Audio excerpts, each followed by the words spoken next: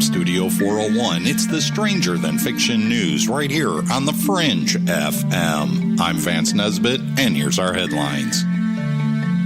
Teaching artificial intelligence how to feel fear could make autonomous cars better drivers, according to a study.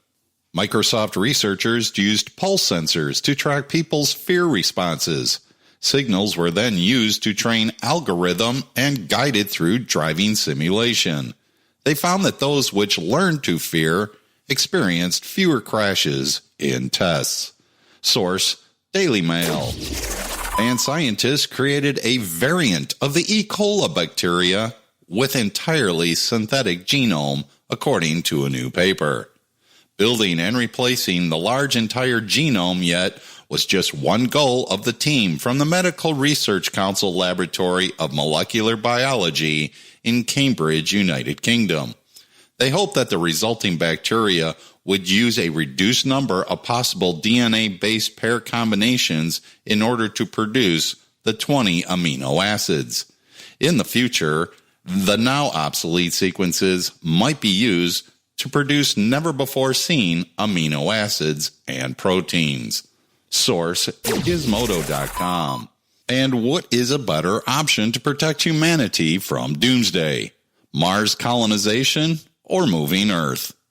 Experts believe that several possibilities, including climate change, death of the sun, or a rogue asteroid will bring Doomsday on Earth in the future. If such an event happens in its full fury, the entire humankind and entire living forms on the planet will face extinction, and the Earth will turn into an inhabitable barren land as depicted in the post-apocalyptic movies like Mad Max Fury Road. To combat such an event and protect humanity, experts have already put forward several plausible plans. One such plan is to colonize a different planet. The most potential candidate for interplanetary colonization is Mars. Experts believe that moving to our planet's next-door neighbor is quite easy, and the planet may even survive the sun's destruction. It should also be noted that humans have already landed rovers on Mars, and this ease and accessibility makes the red planet the perfect spot for human colonization. Matteo Ceriotti, a lecturer in space systems engineering at the University of Glasgow, suggested that moving Earth to a different orbit could be another way which the planet can be saved from a mass extinction event. Ceriotti made these remarks in an essay he wrote for The Conversation. Ceriotti revealed that this concept, which was recently narrated in a Chinese science fiction film, The Wandering Earth, can be embraced in real life. The Earth can be moved away using thruster light sails and interplanetary billiards to prevent doomsday events. Source, IB Times. And now let's just jump into a fun fact. More than 2 billion pencils are manufactured each year in the United States. If they were laid end to end, they would circle the globe 9 times. The average lead pencil will draw a line 35 miles long or write approximately 50,000 English words. Thanks for listening to the Stranger Than Fiction News right here on the Fringe FM. Again, I'm Vance Nesbitt, news anchor and sorcerer.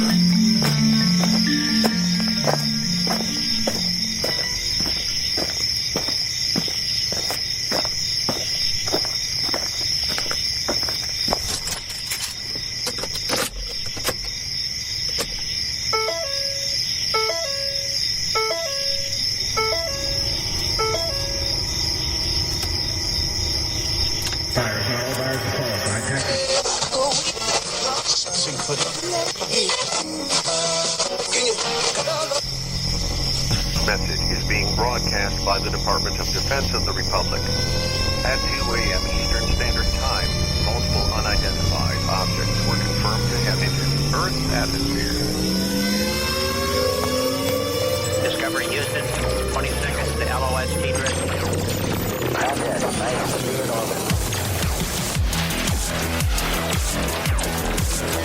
The first message that comes to you is you are a divine being.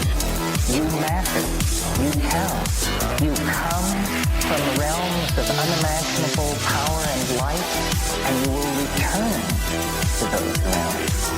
The vast stretches of the unknown and the unanswered and the unfinished still far outstrip our collective comprehension. 5, 4, 3, 2, 1.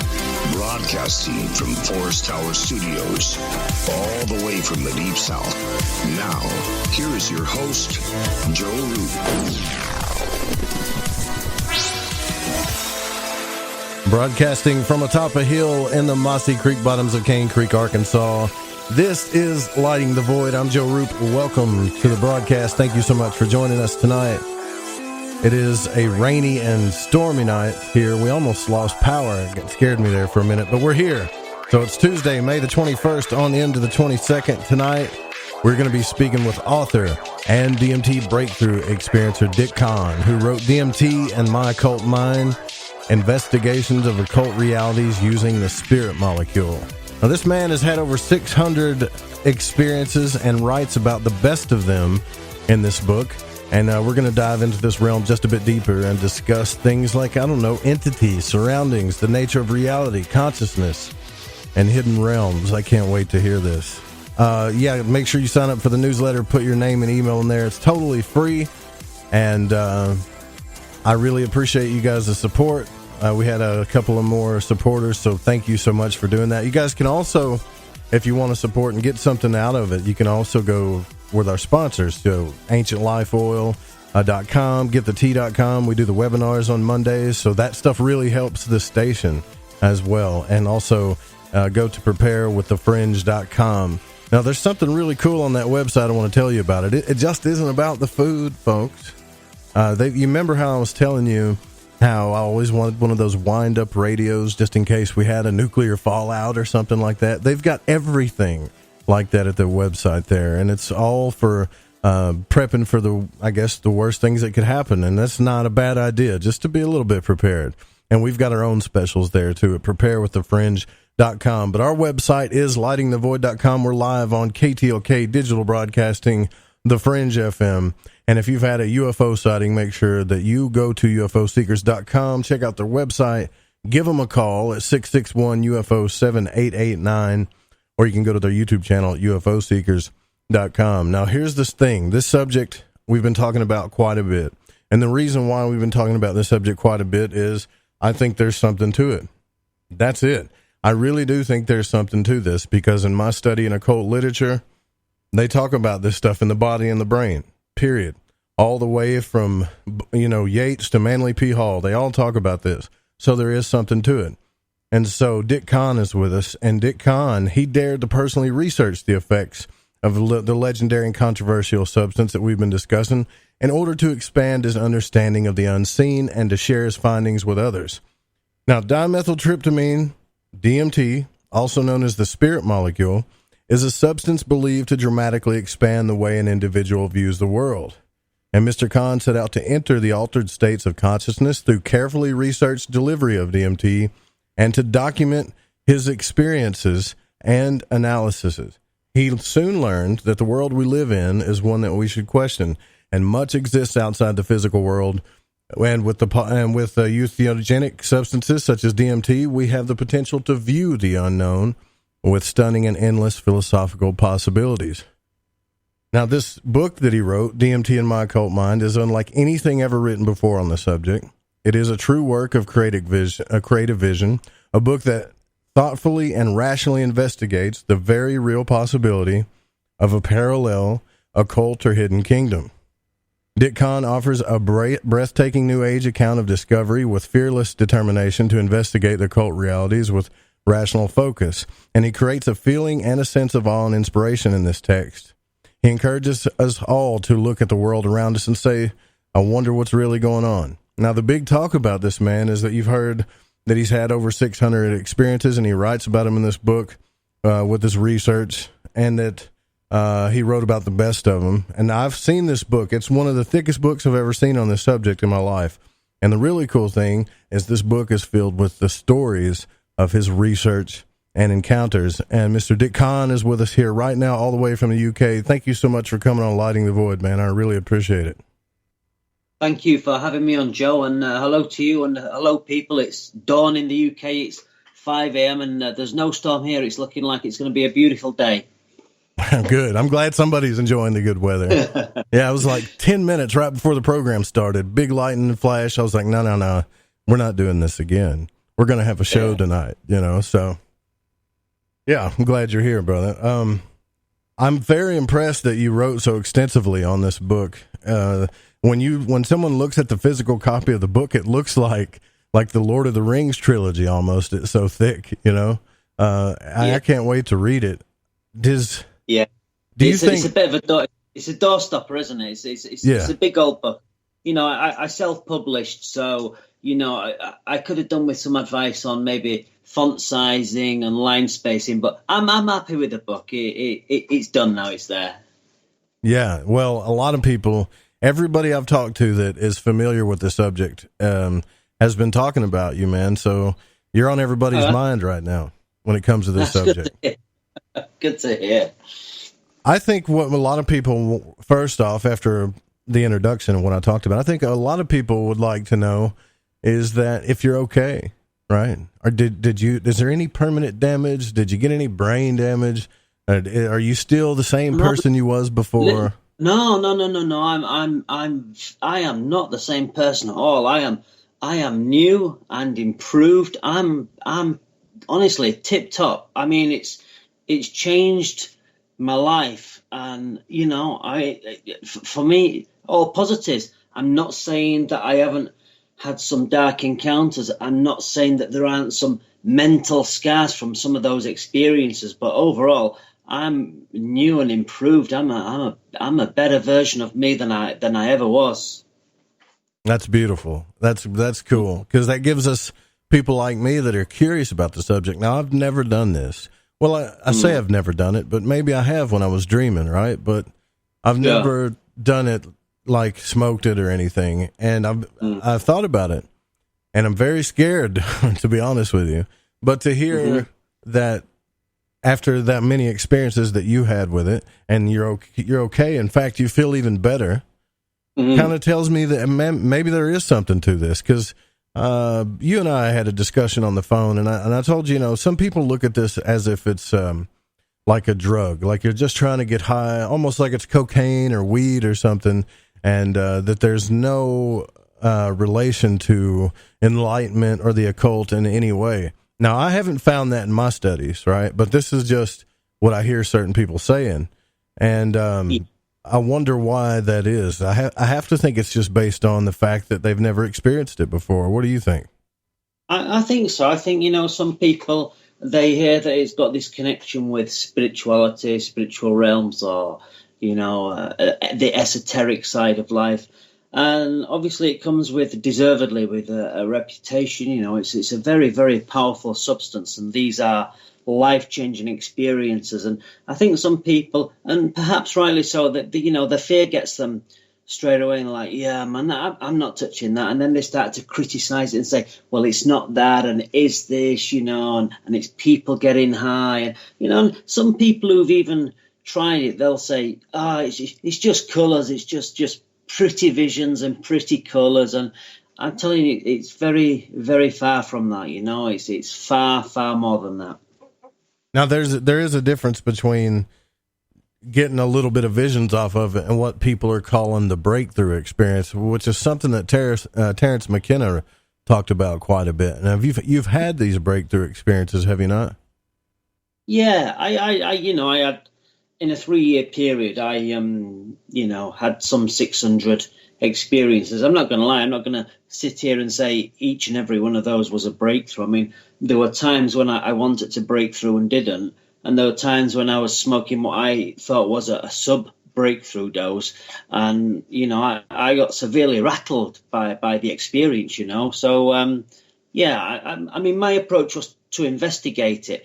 And, these terms like breakthrough, I was familiar with them, but I found through my investigations, I don't really use that term breakthrough. I think by and large these experiences are an entity from hidden nature coming into this realm and overwhelming the DMT user.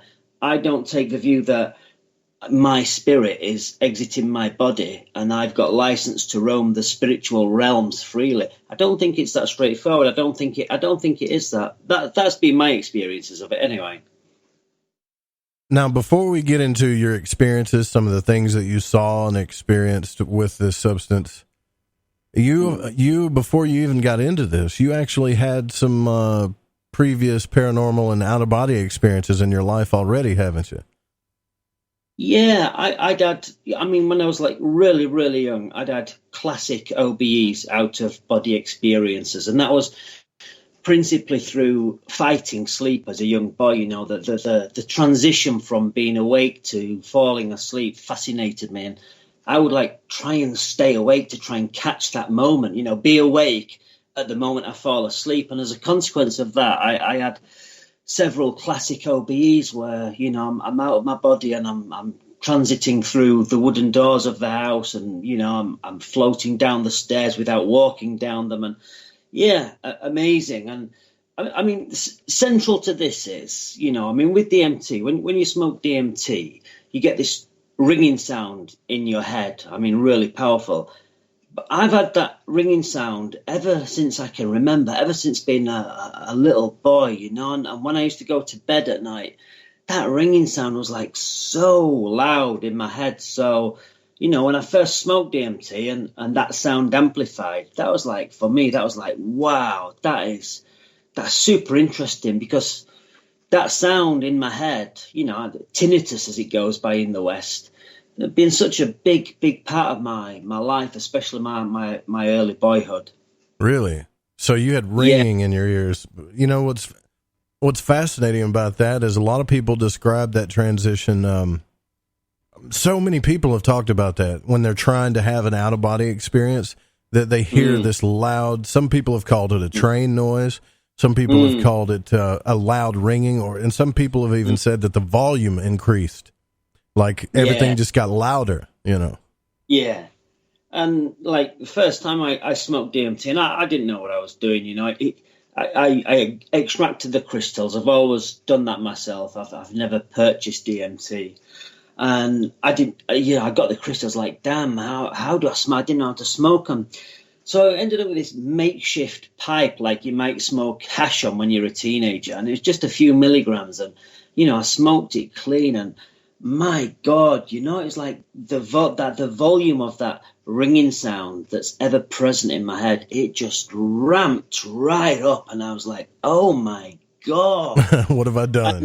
From my wife was watching over me, it's like it was in the bedroom, it was daytime, and I'm like, my wife's like, yeah, you've tried it now, leave it. And I'm like, no way, no, this is fascinating, that you can have such a strong reaction from just a small dose of DMT. I was fascinated by it from the get-go.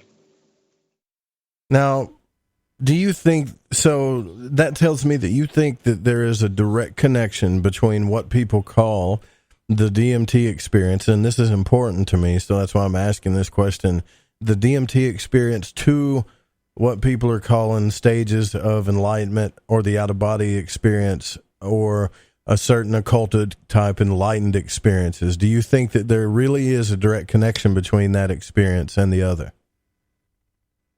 Profoundly so. It fascinates me. You get people in different disciplines researching the mysteries of this earth, ufology, occultists, reading about the other, or even undertaking practices to connect with that other. And I don't know, there seems to be a disconnect between these fields, ufologists and occultists, practicing occultists.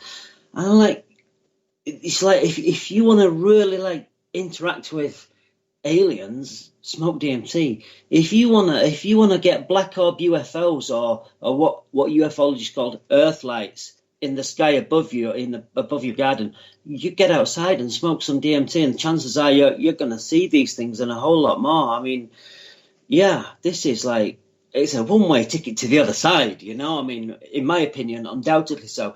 I should qualify that by saying, when I first started smoking DMT, I didn't know what the hell was going on. It was just like McKenna said, you know, you just got your head in your hands and you're just saying, I don't believe it. I don't believe it. And you're saying it over and over and over again, because to begin with, you just can't believe what you're seeing. Yeah, the cover of your book, I got to be honest with you, and I'm being almost brutally honest here. The cover of your book is what makes me want to buy the book, man. You know, because the cover of the book shows a man walking through a doorway, almost like a doorway through a void into a different reality of almost a utopian type thing behind it. It looks really cool, and I have to think that you made that cover because you were trying to express the experience through art in that moment. Well, the cover's not my design, but the illustrator, the designer, she worked with a specification that I'd provided to Create Space, which was at that time the self-publishing arm of Amazon. So she worked with a very specific brief, and yeah, she produced a really, really great cover. And you know, I'm going to be publishing my second book sometime this year, so maybe I'll go back on the basis of what you said, Joe. Maybe I'll go back to Ruth and say, look, your front cover got really good credits. Can we work again together? Yeah, you definitely should, because you know, it's like I found that out about Crowley, because everybody's fascinated with Aleister Crowley's Thoth deck, his tarot deck, right? It's beautiful. The artwork's beautiful, but he didn't do the art either. He had specifications that he worked with somebody on, and after he's seen the cards, that's what he wanted, which is another thing I wanted to bring up, because you talk about the esoteric and the occult a little bit, and through my research, there is no doubt in my mind that when these guys get to wherever they're trying to go, either through ritual or meditation or altered states of consciousness, alchemy, whatever you want to call it, they end up getting to this state that plenty of people talk about. It sounds a lot like the DMT state, and even Crowley talked to aliens and channeled beings and said there's this new aeon coming, and you got people like Grant Cameron that talk about the same stuff. So it's not past me. I mean, I love the occult and spirituality, but I don't think that talking about DMT, and I'll bring this back up again full circle, is dampering down that experience. I think that it might just be a shortcut or something that we didn't really understand, that the occultists were writing about. Oh, absolutely. They were right. And, you know, I mean, like Crowley and other occultists, past and present and future, they're interacting with the same entities. I strongly suspect. It's just that with DMT, it really gives those entities license to, I mean, overwhelmingly, powerfully interact with you in a way that, you know, I mean, one good breakthrough, and that's going to change your life. You know, I mean, just one good strong experience, and that's your life change right there. You know, you're gonna, I mean, you know, if you say to somebody, can you imagine something that is unimaginable? Of course they can, but you smoke DMT and it's like, God damn, yeah, that was unimaginable, and I just seen it with my, you know, like, you know, undoubtedly, you know. I just can't imagine what I saw. Well, I mean, I think for people that want to talk about that it's just a drug, I'll admit it. I've done every psychedelic known to man except DMT.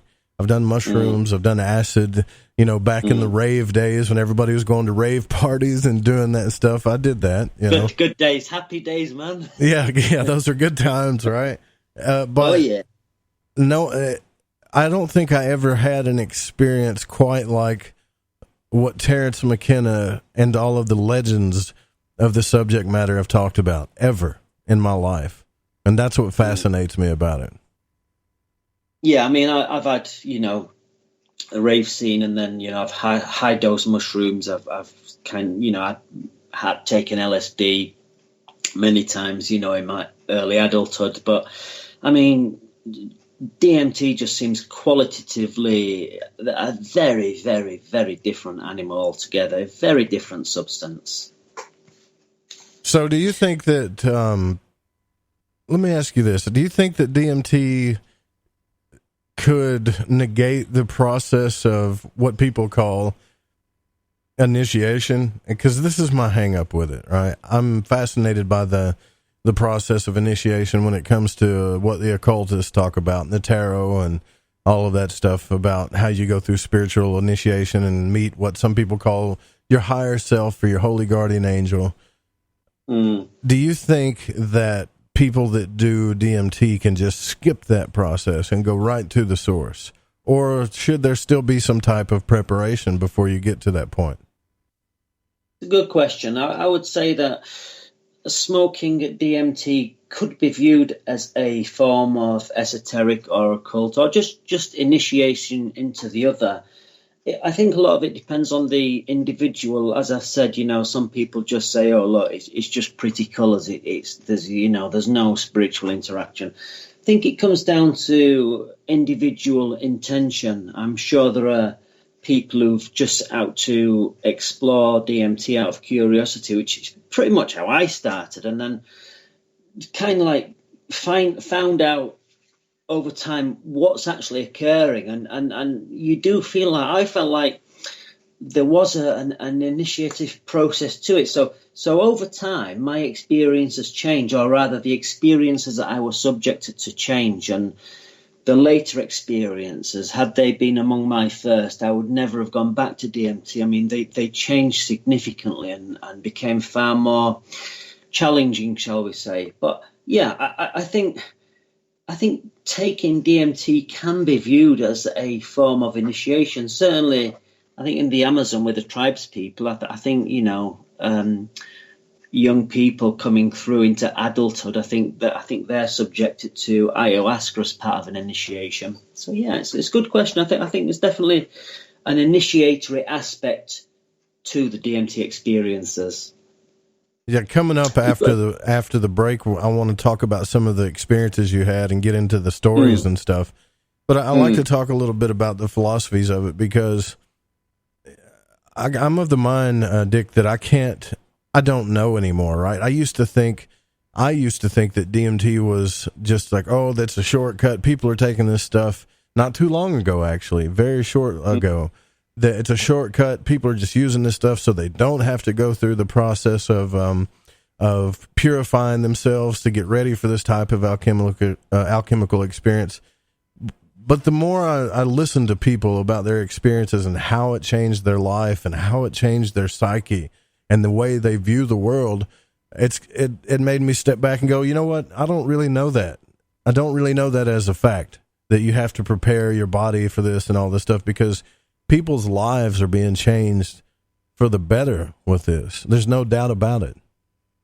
Yeah, and I would say that I suspect you're right. I suspect it can be viewed as some form of shortcut. I mean, if you talk about preparation, then you could argue, well, maybe we shouldn't touch this until we've actually got all our chakras working or opened or aligned. But I mean, and there are stories of people who've paid a heavy psychic price through researching with DMT. There are stories of people who have regrettably suffered the darker side of it. Or I spoke to one individual, American guy, I think it's out in Southeast Asia, and he'd gone far and he'd gone deep with it, and he's dealing with PTSD. So again, I think a lot of it comes down to the individual, to the intention. And it's like McKenna said, with these explorations, you've really got to have your wits about you. I mean, it's not a party thing. It's not something to be taken lightly. It is going to change your life. So I think question why you're going in, try and form some intention. That said, I will admit, when I first began, I was just really curious, really, really curious. But I'd been inspired by the spirit molecule. I knew this was for me. Awesome. Well, I'll tell you what, we're going to go ahead, and we're at the bottom of the hour. And we're going to talk about coming up his experience, Dick Kahn's experience with this in his book, a few experiences. The good thing about this book is we could talk about a few, and we'll never give the book away because it's such a big text, right? So it's really cool. Did he have experiences with machine elves like Alex Jones talks about, or what about entities like Lovecraft? Coming up next, we'll be talking about that. I'm Joe Roop. This is Lighting the Void. Don't go anywhere. We'll be right back.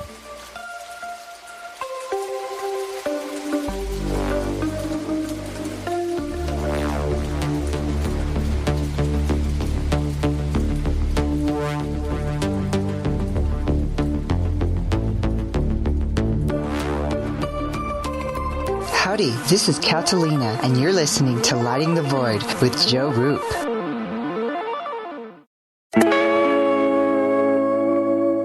This is Crow 777, and you are listening to The Fringe FM.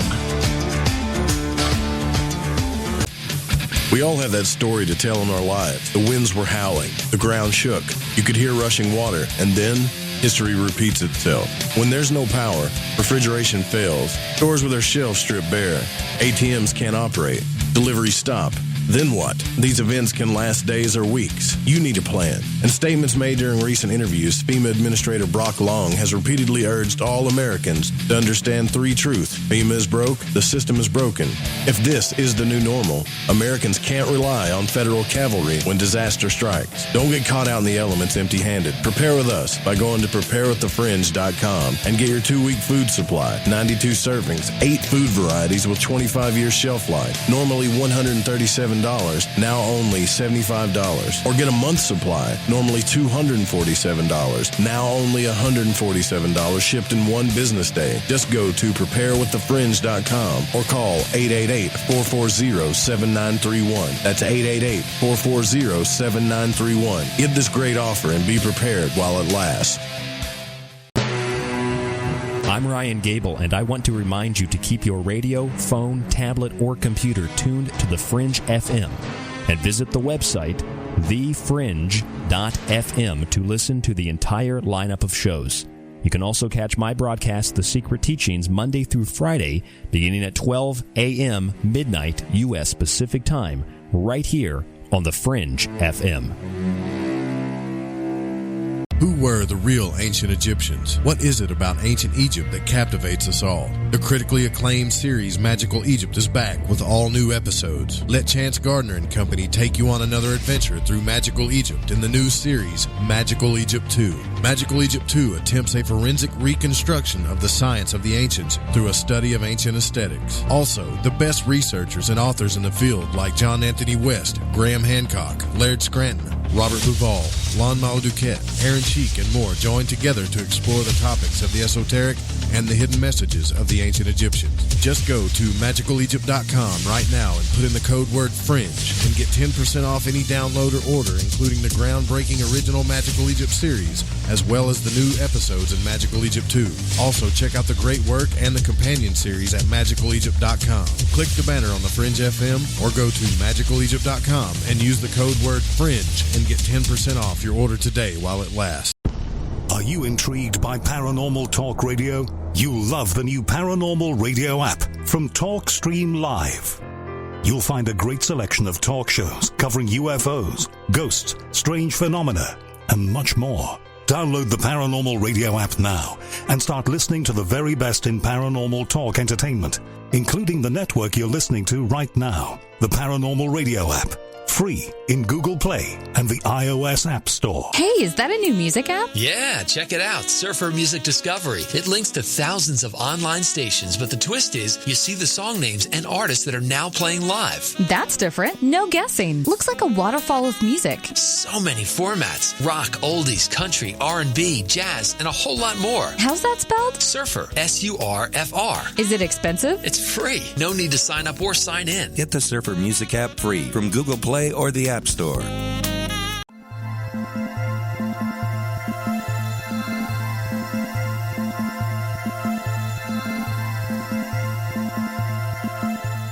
One 800-588-0335 is the toll-free number if you want to call in and ask any questions. You can also text in to the program at 501-777-5631. If you're just tuning in, I'm Joe Roop. We're live on the Fringe FM. This is Lighting the Void, and we're here with guest Dick Kahn. We're talking about his book, DMT and My Occult Mind. And I want to get into the stories but first I want to address something that a listener said over in the Fringe FM chat, and they said, let me see what they said here. Didn't Ryan Gable just have an entire show about how he thinks people that take DMT as other psychedelic drugs aren't experiencing awakening or enlightenment? They're just getting messed up. Well, I haven't talked to Ryan in a bit, and I try to catch most of his shows, but I'm pretty sure I already know that Ryan takes that viewpoint, and just like I said a minute ago, I do too. I used to, right? I used to, not too long ago. But the more I look into this, like I'll say again, the more I think there's something to it. And because when you read texts like The Occult Anatomy of Man by Manly P. Hall, and you look into Graham Hancock's work and the work of R.N. Voot and Terence McKenna and all these other people, and the esoteric symbology of the human body and the brain, the pineal gland, the pituitary gland, all of the stuff that they talk about, I'm starting to think there's something to it. And secondly, on that note, I'll say real quick that the Fringe FM, we're not trying to control a narrative here. So we do programming on purpose to make sure that we have people that don't agree on everything. I don't want a radio station that has a bunch of hosts that just agree on everything, because what happens is, inadvertently, is a controlled narrative starts to happen, and we'll never get to the truth on that. But that is a pretty good question. And Ryan and I we have a lot of debates, friendly debates on that subject. So, but yeah, so back to this. I want to get to this real quick. Alex Jones did this whole thing about the military and the machine elves, and that the military was contacting machine elves through certain laboratories and speaking with aliens to control the planet. Did you hear that? What did you think about that? Did you get a chance to hear that? Yeah, I heard the clips, and apparently, military personnel or certain military personnel are taking purposefully high doses of DMT, and they're on our behalf, or behalf of somebody, they're cutting intergalactic deals with aliens. I mean, intergalactic deals with aliens. I mean, come on, that's just ridiculous. I mean, what kind of intergalactic deals are they cutting on our behalf? I just don't buy it. I'm not saying there's not some part of the military that would set out to understand these states. I'd kind of feel if it was put to me that the military really don't know anything about psychedelics, I think, well, what the hell are the military doing? These guys, they need to know everything about everything. Mm-hmm. So I suspect there may well be parts of the military that have or are exploring these states, but I don't buy it as Alex Jones has put it forth. I think, it's got to be conspiracy with Alex Jones, and maybe he puts that spin on it purposefully. Listen, I get the idea of there needing to be a grand conspiracy. It's exciting, right? It makes you feel a certain way. That's why there's so many people that like conspiracy radio. And the same reason why people go watch horror films and all this other stuff, because it's exciting. But I'm more, and I get it, but I'm more interested in the real truth. And I'm not saying there aren't conspiracies, because there really are conspiracies. And speaking of which, this whole idea of making DMT illegal, right? I mean, it's in the planet, it's in everything, and just about all plant life. You and I and every listener that's listening right now is carrying this stuff inside their body, but it's illegal to have. It's illegal for us to even carry it. That doesn't make sense to me. I mean, we don't have to go into that too much, but you know what I mean. Yeah. When I first started documenting my research back in October 2013, and I said, I'm going to get my own research program, I'm going to do it myself. And I thought, there's no point me writing to UK government, to a government minister, and saying, look, I'm formally requesting a license to smoke DMT at home. They're gonna send the bloody police round. I've got no chance. So it's regrettably, it's on par with heroin, crack cocaine. It's what we call Class A. It's what you call Scheduled 1, I believe. Okay, so let's get down to this. what are the parallels, right? I hear, and then when I mean parallels, I know everybody has different type of experiences, right? Not everybody's going to see the same stuff, and, have the same experiences. However, I have heard some stories where people are talking about things like, let's start with this, like machine elves, serpents, and I don't know if you've heard this or not, but other people have talked about things like where they're laying down and they see a cross or something, or they can see people standing above them talking, things like that, almost as if they're on the other side of something. Are there any parallels based on your research and experiences with this that have happened to you? Yeah, I mean, the latter one that you mentioned where, people standing around you. And when I say people, I mean, human-like entities. And, we'll get to what I think they are. But, when you're experiencing that state, you're absolutely immersed within it fully, So, it's very highly defined. I mean, it looks realer than real life. It's like lucid dream times 10 or times whatever, and it's changing, it's morphing. There are things there that you just can't explain. They're like impossible objects. They're moving in impossible ways. But yeah, I mean, I've had experience where I've had, look entities that look like human-like entities standing around me, and they're preparing to do something with me. So, yeah, I mean, they are typically, the experiences typically are highly, highly visual. Midway through my 3 years of research, that really changed for me, and it gave me a sort of unique insight into what I subjectively feel is happening in these experiences. But yeah, I mean, the visual content of DMT experiences, it's just unbelievable. I mean, looks realer than real life. It's just incredible. So can you walk us through one? I know they're very hard to explain, but can you walk us through a time that you met an entity and had some type of communication with it?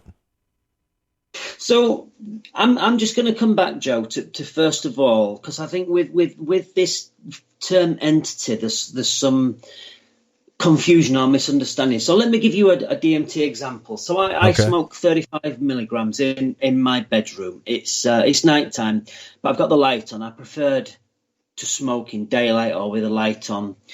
And I smoked this 35 milligram, and the room very quickly becomes turbulent with this transparent atmosphere, but it's absolutely like, just like a storm. It's like you're underwater. And within seconds, the room has filled up with like a circus troupe, yeah? So there's one guy doing some kind of tricks. There's another guy doing some other kind of tricks. I mean, my bedroom is full of this circus troupe. So I can see the bedroom, but it's just full of these like human-like beings doing circus troupe type things. Behind me, there's a row of can-can dancers. You know the can-can dance? I believe the can-can. Yeah, they're kicking their legs up, Yeah. So these must be like 50 females all moving behind me doing this kind. I mean, it looks realer than real, Right. So do I say, okay, well, that guy over there, he's an entity. That guy over there doing impossible tricks. I don't know what he's doing, but it looks amazing. Do I say he's an entity? The 50 can-can dancers behind me, do I say they're all individual entities? I suppose you could argue that you do, but what I'm arguing is that I'm actually, through smoking DMT, I've attracted a very powerful entity from hidden nature, and it's imposing upon me in such a manner that it can impose hallucinatory content upon my perceptions.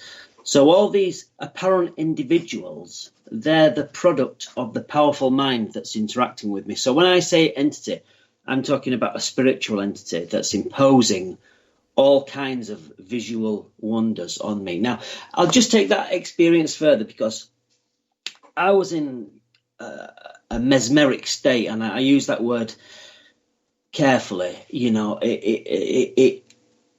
you're being mesmerized. Right. So I was laid there, and it's like, you won't believe this, but it felt like something had pinched my bum. You know, it wasn't like sexual. There's nothing like that.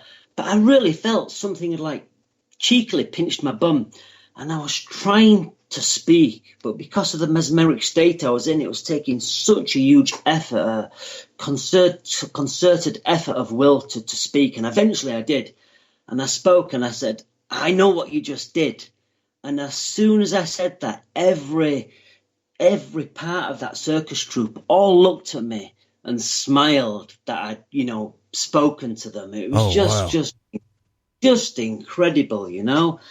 And that's while I'm seeing the bedroom as well. So yeah, you know, that was one of my earlier experiences, and yeah, you know, okay. It's like yeah. So I get what you're saying. So whatever, all right, so when you go into this experience, whatever is communicating with you that we call entities, a lot of people want to think that the circus guy doing the can-can dance is an entity. However, exactly right. Yeah. It could be something communicating with you because the circus guy makes you feel a certain way and he's trying to tell you something with that vision, maybe.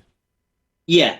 So, you know, people come to me and they'll say, I smoked DMT and I saw a blue entity, or I saw a gold entity, or I saw a Buddha, or a classic grey alien, or a gnome, a goblin, an insectoid, or a machine elf. And what I'm arguing is that they're visual constructs from a powerful mind, the mind of a class of powerful entity from hidden nature. I suppose you could call them, I don't know, free roaming minds, or you could become more esoteric and say, well, maybe it's the Watchers, or guardian angels, or divas of Buddhism, or the jinn of Arabic mythology. I mean, you know, Joe, in esoteric mythology, that there's so many possibilities. It's like, well, take your pick. Right. Yeah. Yeah, take your pick for sure. But are you for sure, or do you feel like you're having a back and forth with something else? Or something, well, with something other than what you're aware of as you? Oh, it's something other than me. Absolutely, no doubt about it. It's something other than me. So what with DMT? I mean, the first thing you do is you smoke it. I mean, people talk about set and setting. You know, setting is like, well, where you are when you smoke it. So the first thing you do is smoke it, and I mean, DMT is hugely powerful. And what it tends to do, it tends to amplify your consciousness, your mind, or psycho-spiritual substance. And I mean, it does that really, really powerfully. I suppose the easiest way to imagine that is just like, you know, you smoke it and a crystal clear bubble rapidly expands outward from your mind, from your head rather, you know. And I mean, that's the first part of smoking DMT. And by doing that, you really are profoundly changing your setting. And in doing that, it seems to attract one of a class of these powerful entities from hidden nature, which then can very, very powerfully impose upon you. And it took me quite a while to work that out, you know. It wasn't like, okay, I've worked it out. I'd gone through scores and scores and scores of experiences, and eventually came to, you know, an understanding that made sense to me, and every further experience I had beyond that just seemed to reinforce that suspicion that I'd formed. Do you... Yeah, see, I've never heard of this one before. So it's like, do you feel like that you understand what they're trying to say to you just based on their actions and their smiles? So it's, for me, by and large, it wasn't verbal communication. It's more, I would say, thought transference, psychic communication. And it was not like I had, like we're having verbal discourse now, we're having a conversation. It's not like that. It wasn't like that. It seems to be more pictographic in the conveying through symbols. So I'll give you an example. Earlier we spoke about, I smoked DMT, and I was in the little landing area at the top of the stairs, and I smoked DMT, and the atmosphere within seconds becomes really, really turbulent, and this energy arrives. And I mean, it's intensity and its frequency is just off the scale. And all these human-like entities around me, and this power, the intensity is getting stronger, the frequency is getting higher. It's just becoming ridiculous. And I kind of like cough, like just because I've got dry throat. And all these human-like entities around me, they don't say stay still, but somehow they're conveying to me, stay still, don't move, you're going to be okay, just stay still. And I can't tell you how they're telling me that, but I know they're telling me that. So I comply, I stay still, I stay silent, and this energy just becomes ridiculous. I mean, the intensity, the frequency, I mean, it just becomes like a sanity-defying level of intensity. And then the experience really changes, because now this entity, it's actually inside me as well. It's outside me, it's inside me, it's modulating my voice. It feels like my voice box has been taken out and is on my left-hand side. So when I'm talking, it feels like my voice is outside of me. And wow. It's such a shock that I shout out, and my wife's downstairs, she can hear this. I shout out, hey, you can't do that. And my voice sounds so weird. Not only does it sound weird, but it sounds like it's outside of me. And I feel compelled to speak again and again and again. I'm like, how do you do that? How do you do that? And and listen, Joe, I mean, after that experience had concluded, I burst into tears, because to have something powerful operating invasively within you, that is a shock. I mean, and I was blabbing, and I came downstairs, and my wife said, okay, and I got on the settee, and again I just burst into tears, man, and that represented, I said earlier, the experience has changed over time. Well, that was my first experience of the entity, or an entity operating invasively within me, and wow, man, that represents, yeah. You burst into tears, like it touched you emotionally that way. It was the shock. It was the shock that, my experiences had all been highly visual, and I mean, beautiful. I've laughed with ecstasy. I felt like it was like, like when you're a kid and you love playing out. This like being an adult, and it's like the best playtime in the world. So I mean, the majority of experience is highly visual and just beautiful. I could stay immersed in that realm all day long. It's just beautiful. But on this occasion, the entity actually it operated from within me also. It ramped that energy up to such an extent that it was able to invade my physiology and operate from within my oral physiology. I was able to somehow modify my Your voice. See, these entities, it's like they're made of, I don't know, consciousness, mind stuff, psycho-spiritual substance. And its density is very, very different to anything that we're kind of familiar with. So by way of example, I've smoked DMT outside in my garden, and with no entity interaction, I've seen my psycho-spiritual self, just expand enormously up into the sky. You can see this as transparent, semi-transparent, like fluidic type output projection, and the wind is blowing and blowing, and this stuff just ain't moving. If you look into esoteric lore, it will tell you about this super dense ethereal substance. It's not like smoke, where if you move your hand through it, it's gonna billow and eddy and move. This stuff's just a different order of substance. It's just incredible. Yeah, I think R.N. Voot told me about that, where he said he couldn't quite explain it, but he said that he could see what everything was kind of made of, like the construct of consciousness, so to speak. Does that make sense to you? Yeah, kind of. Yeah, I mean, look, we're trying to nail this down, right? And that's a hard thing to do. I mean, consistently, you can smoke let's say a non-breakthrough dose of DMT, and in the region of your head where your pineal gland is, you're going to get a really audible response. And what I found is that as part of that response, your mind, it just seems to expand, to amplify. I mean, visibly, really powerfully. So what tends to happen is like the room becomes uber crystal clear. I mean, super crystal clear. It's like it shames the transparency of the ordinary air.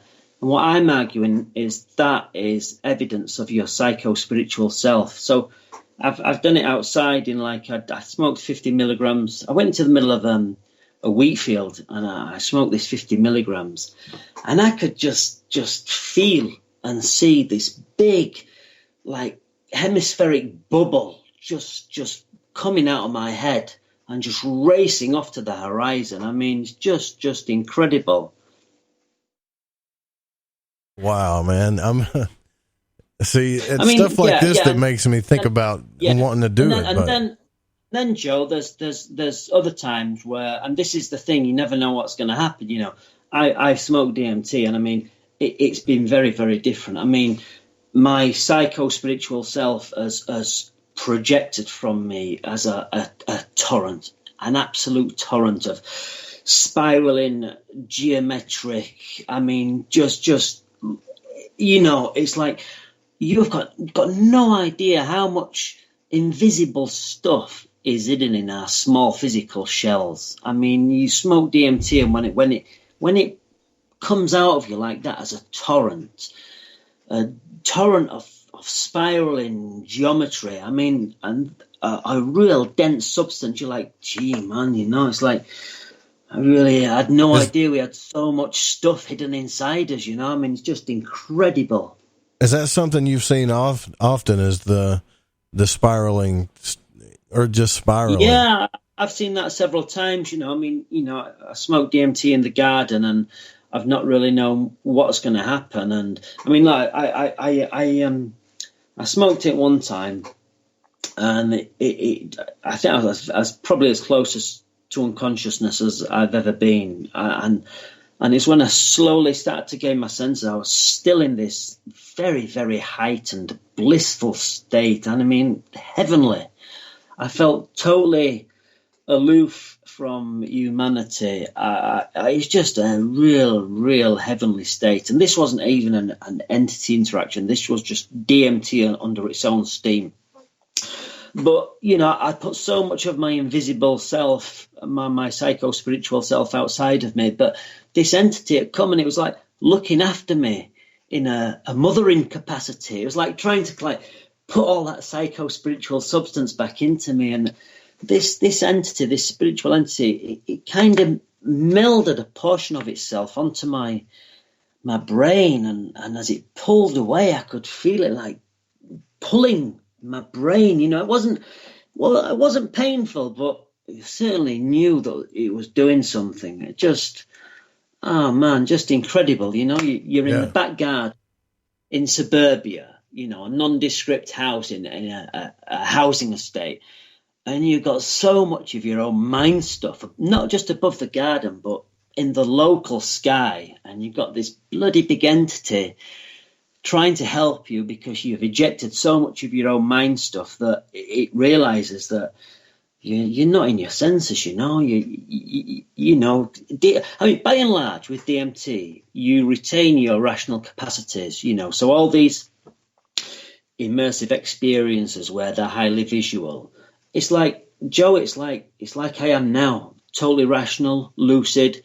If my wife was with me, I could hold a conversation with her.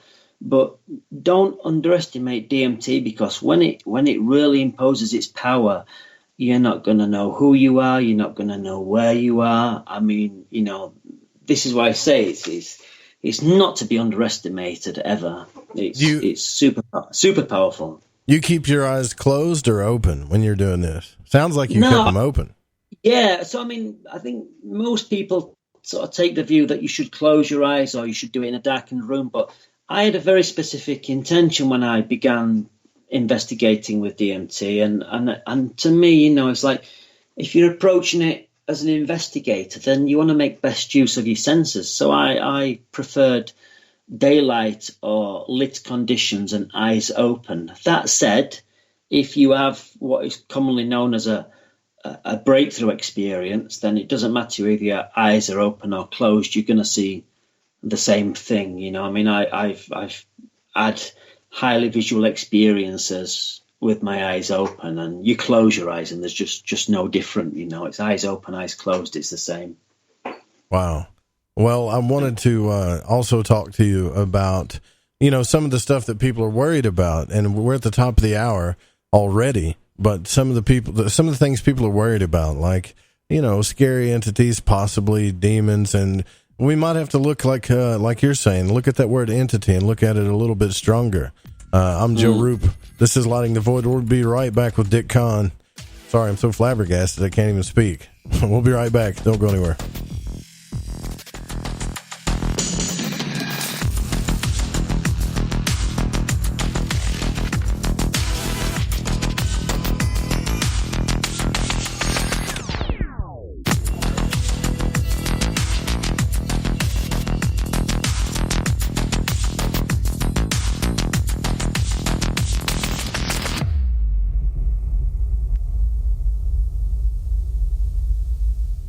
Hola, Fringe listeners. This is Dave Cruz of Beyond the Strange, and you're listening to The Fringe FM.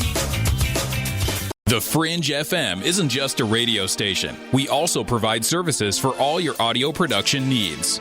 If you're interested in live radio or pre-recorded podcasts, we're here to help. We even do audio enhancements and voiceovers if needed. If you want to do a podcast or live radio show and even want the option to syndicate on terrestrial radio, from simple audio file enhancement to live production and call screening, we have you covered. We have worked with some of the best professionals in the business in order to provide coaching instruction for content creation, show structure, and more. Contact The Fringe Digital Media for more at info@thefringe.fm. That's info@thefringe.fm. Or call 501-777-5631 for a consultation. Get the Tea is the #1 cleansing tea in America. We cleanse you with organic ingredients, and when used daily, you can increase your energy. Cleanse from intruders that set up camp in your colon. Cleanse your colon and feel the difference. Colon cleanses can be uncomfortable. Not Life Change Tea at getthetea.com. Life Change Tea is mild yet truly effective. Cleanse your insides every day. Easy to make, easy to use, and feel the results. Are you sold? Okay, then here's how to order. Log on to getthetea.com. That's getthetea.com. Look for our specials on the front page. Get the Tea also carries top-rated supplements for those who care about their health. Naturally. Again, log on to getthetea.com. That's getthetea.com and feel the results. And for those of you that arm yourself with information, come to our webinar every other Monday at 5 p.m. Pacific time. That's every other Monday at 5 p.m. Pacific. You can sign up at getthetea.com. Did you know that qualified patients can access medical cannabis in all 50 states? Cannasense is a medical cannabis collective that helps patients in all 50 states gain access to cannabis medication. Cannasense does this with a streamlined process and strict compliance with the Compassionate Use Act of 1996, the Affordable Care Act, and the U.S. Constitution. It is important for each patient to understand the legalities involved, the cost, and the benefits of cannabis medication. Through truth, legalization, and education, the medical benefits of cannabis will supplant recreational perceptions, and the real vision for change will be realized. Let the people and their personal doctors take control of their medical cannabis decisions before the greed of big business takes over. The tipping point for change is today, and Cannasense is ready to lead the charge and enable legal access for all qualified patients to medical cannabis through its proven system. For more information, go to thefringe.fm/care or click the banner on the website today. AncientLifeOil.com. For your CBD needs, just remember, AncientLifeOil.com. What does it do for the body, you ask? I can't say due to the people in the suits that run the industry. Big Pharma's all over CBD because of its well, you know what I mean. Research the benefits of CBD on Google and come back to ancientlifeoil.com and purchase your CBD today. Non-GMO and all organic. You don't want to be using a petroleum product. You want to be using the cleanest CBD product on the market. ancientlifeoil.com. We even have CBD for your pet. Help your pet's discomfort. Help your discomfort. Log on to ancientlifeoil.com. That's ancientlifeoil.com. Newly reduced prices to pass off the savings to the most important person. You. ancientlifeoil.com. And one more thing. We have topicals too. So if you have joint pain and some different issues that are going on in your body, you might want to use a topical. Think about it. ancientlifeoil.com.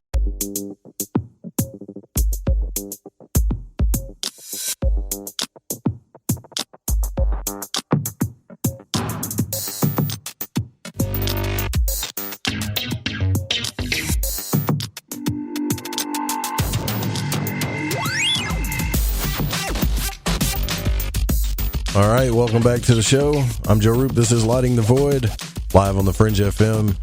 Don't forget again, after the broadcast tonight, The Secret Teachings with Ryan Gable will be on Monday through Friday night, 9 p.m., all the way to, midnight Pacific? It's actually all the way to, I'm on Central Time, so the Fringe FM broadcasts live and new programming, sometimes from 7 all the way to 4 in the morning sometimes. So, and we got some new shows coming too. I told you guys about that. But we're here with Dick Kahn tonight. We're talking about his book, DMT and My Occult Mind. And I've got a couple of questions here in the chat. One of them is, Mr. Kahn, is what about the scary experiences? You hear about that a lot, about people that run into, I'll use that phrase, entities or beings, or maybe some people have called them demons. Have you had some pretty frightening experiences yourself doing this? Yeah, I mean, so early on in my research, I encountered what I think is known as the classic little death experience. And I'd read about it before, but when you experience it yourself, and gee, man, that's something. So, you know, I was somewhere with my wife, and we were outside somewhere local, and I said, I'm going to go home and smoke some DMT. And she's like, okay, go. So I came home, got in the bedroom, and I pulled on this pipe 3 times and nothing happened, and like nothing at all. I was like, what? I've never done that before. So I sat up and I hit this pipe one more time, and this dense ball of vapor just hit the back of my throat. And when I laid back, it was like, so just rewind a little bit. Outside, the wind is howling. I mean, it's like a storm. The wind is howling. So this little ball of dense vapor hits the back of my throat. And I lay back, and Joe, it's without a question. There's just unquestionable. I know I'm dead. Oh, the wind, there's just complete silence.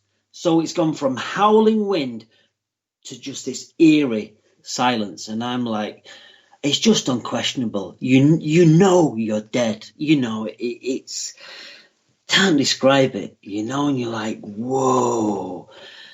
You know, and it's like, I felt like my breath had been taken. I mean, you know, I must have been breathing, but I felt like my breath had been taken. I mean, that was terrifying, you know, and you know, I can see the bedroom, and then these like highly defined blue cubes just exit from one bedroom wall to the right of me, and slowly travel across the bedroom and just merge into the wall to the left side of me. And then just like that, the wind comes howling back, and I realize I'm not dead, I'm still alive.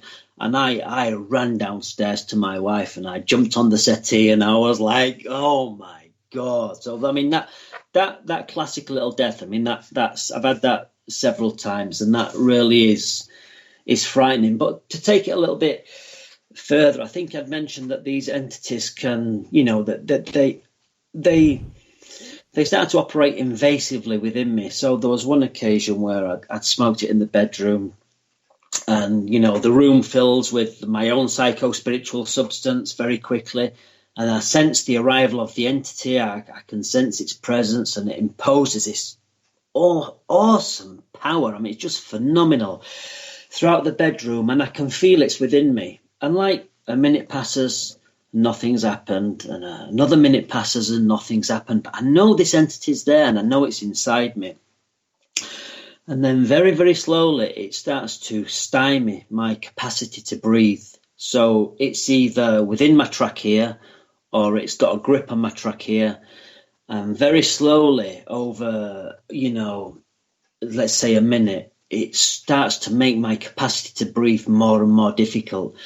And as it's doing that slowly, I'm starting to think my mind is taking dark turns. I'm thinking, oh shit, man, this is not good.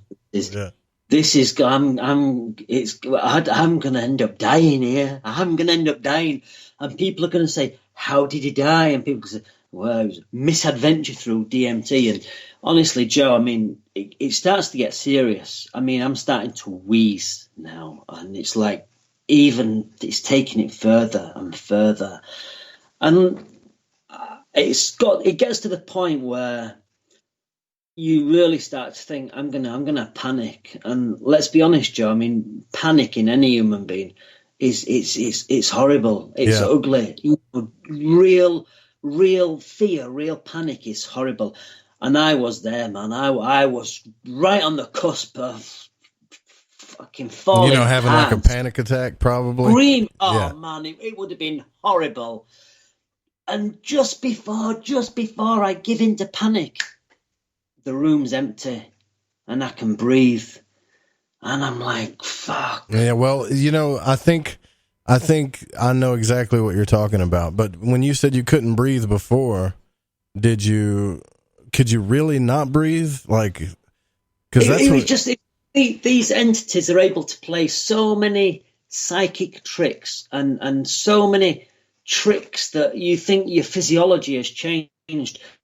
So it kind of felt like it had somehow taken my capacity to breathe. It was like I must have been still breathing, because I remember thinking, like, shit, don't think anything about my eyesight, otherwise it's going to take my capacity to see. I mean, they seem to have a complete working knowledge of the human psyche and human physiology. I say they really seem to be our superior, and I know that will rankle with some people, but I just said, look, that entity, he knew just where I was emotionally when it was stymieing my capacity to breathe. He knew exactly at what point to vacate and leave me relieved, just a fraction of a second away from.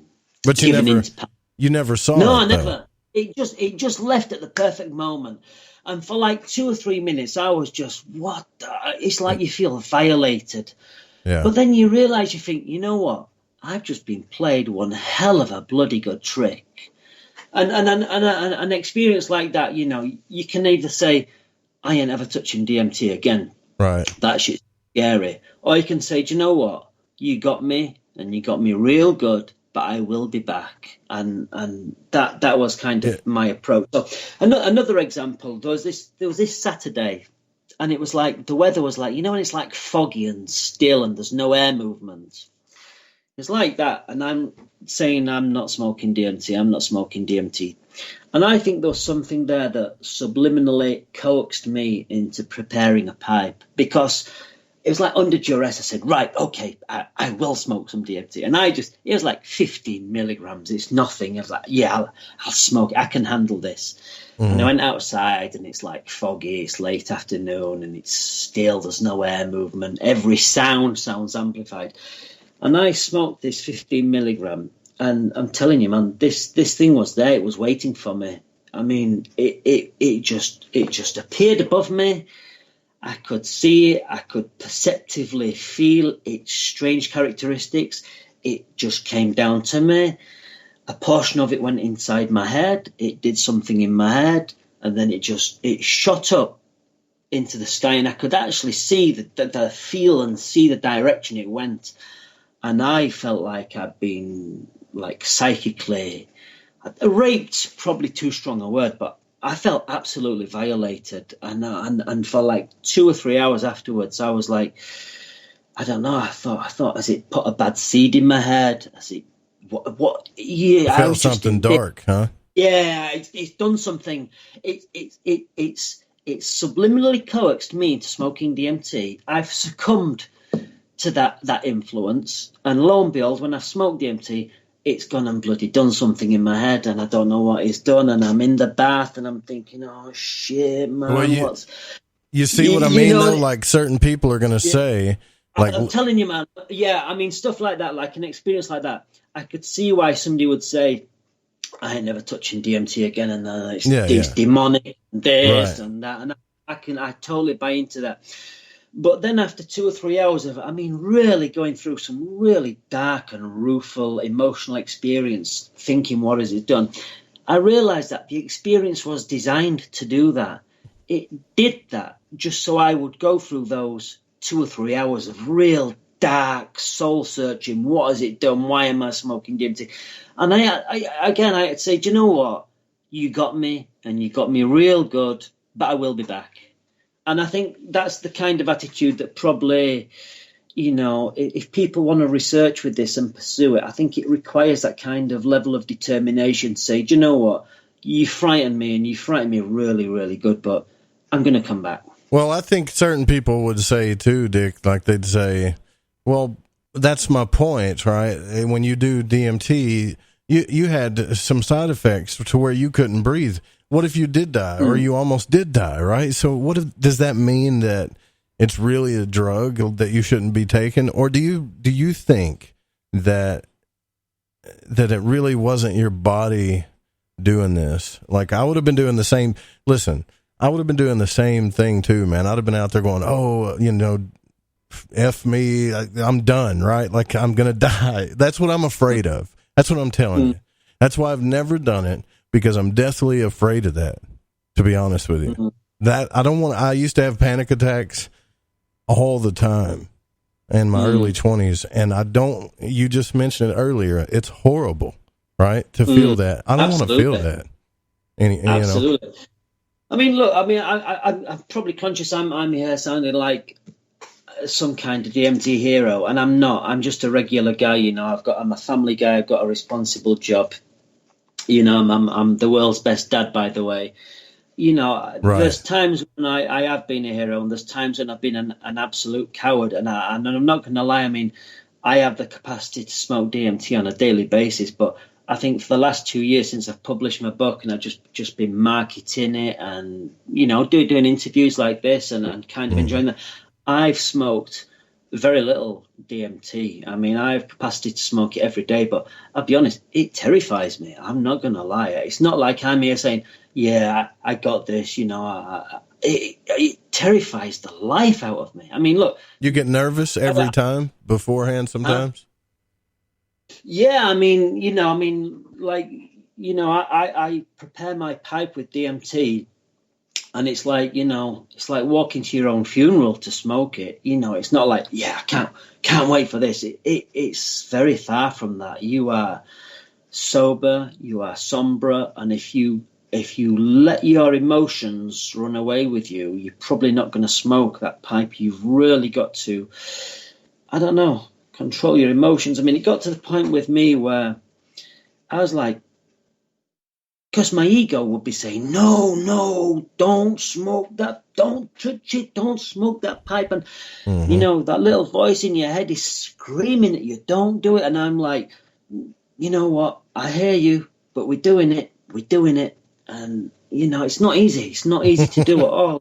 You're making me nervous talking about it, man. I'm starting to get scared thinking about it. Look, I was nervous. And there were times where I have been a hero. I've said, you know what, I ain't smoking any DMT today. And then I come home from work and I say, do you know what, if you want to research, if you want to progress, if you want to write a book, you get that pipe ready and you smoke it. And I've done so, and I felt really good for it.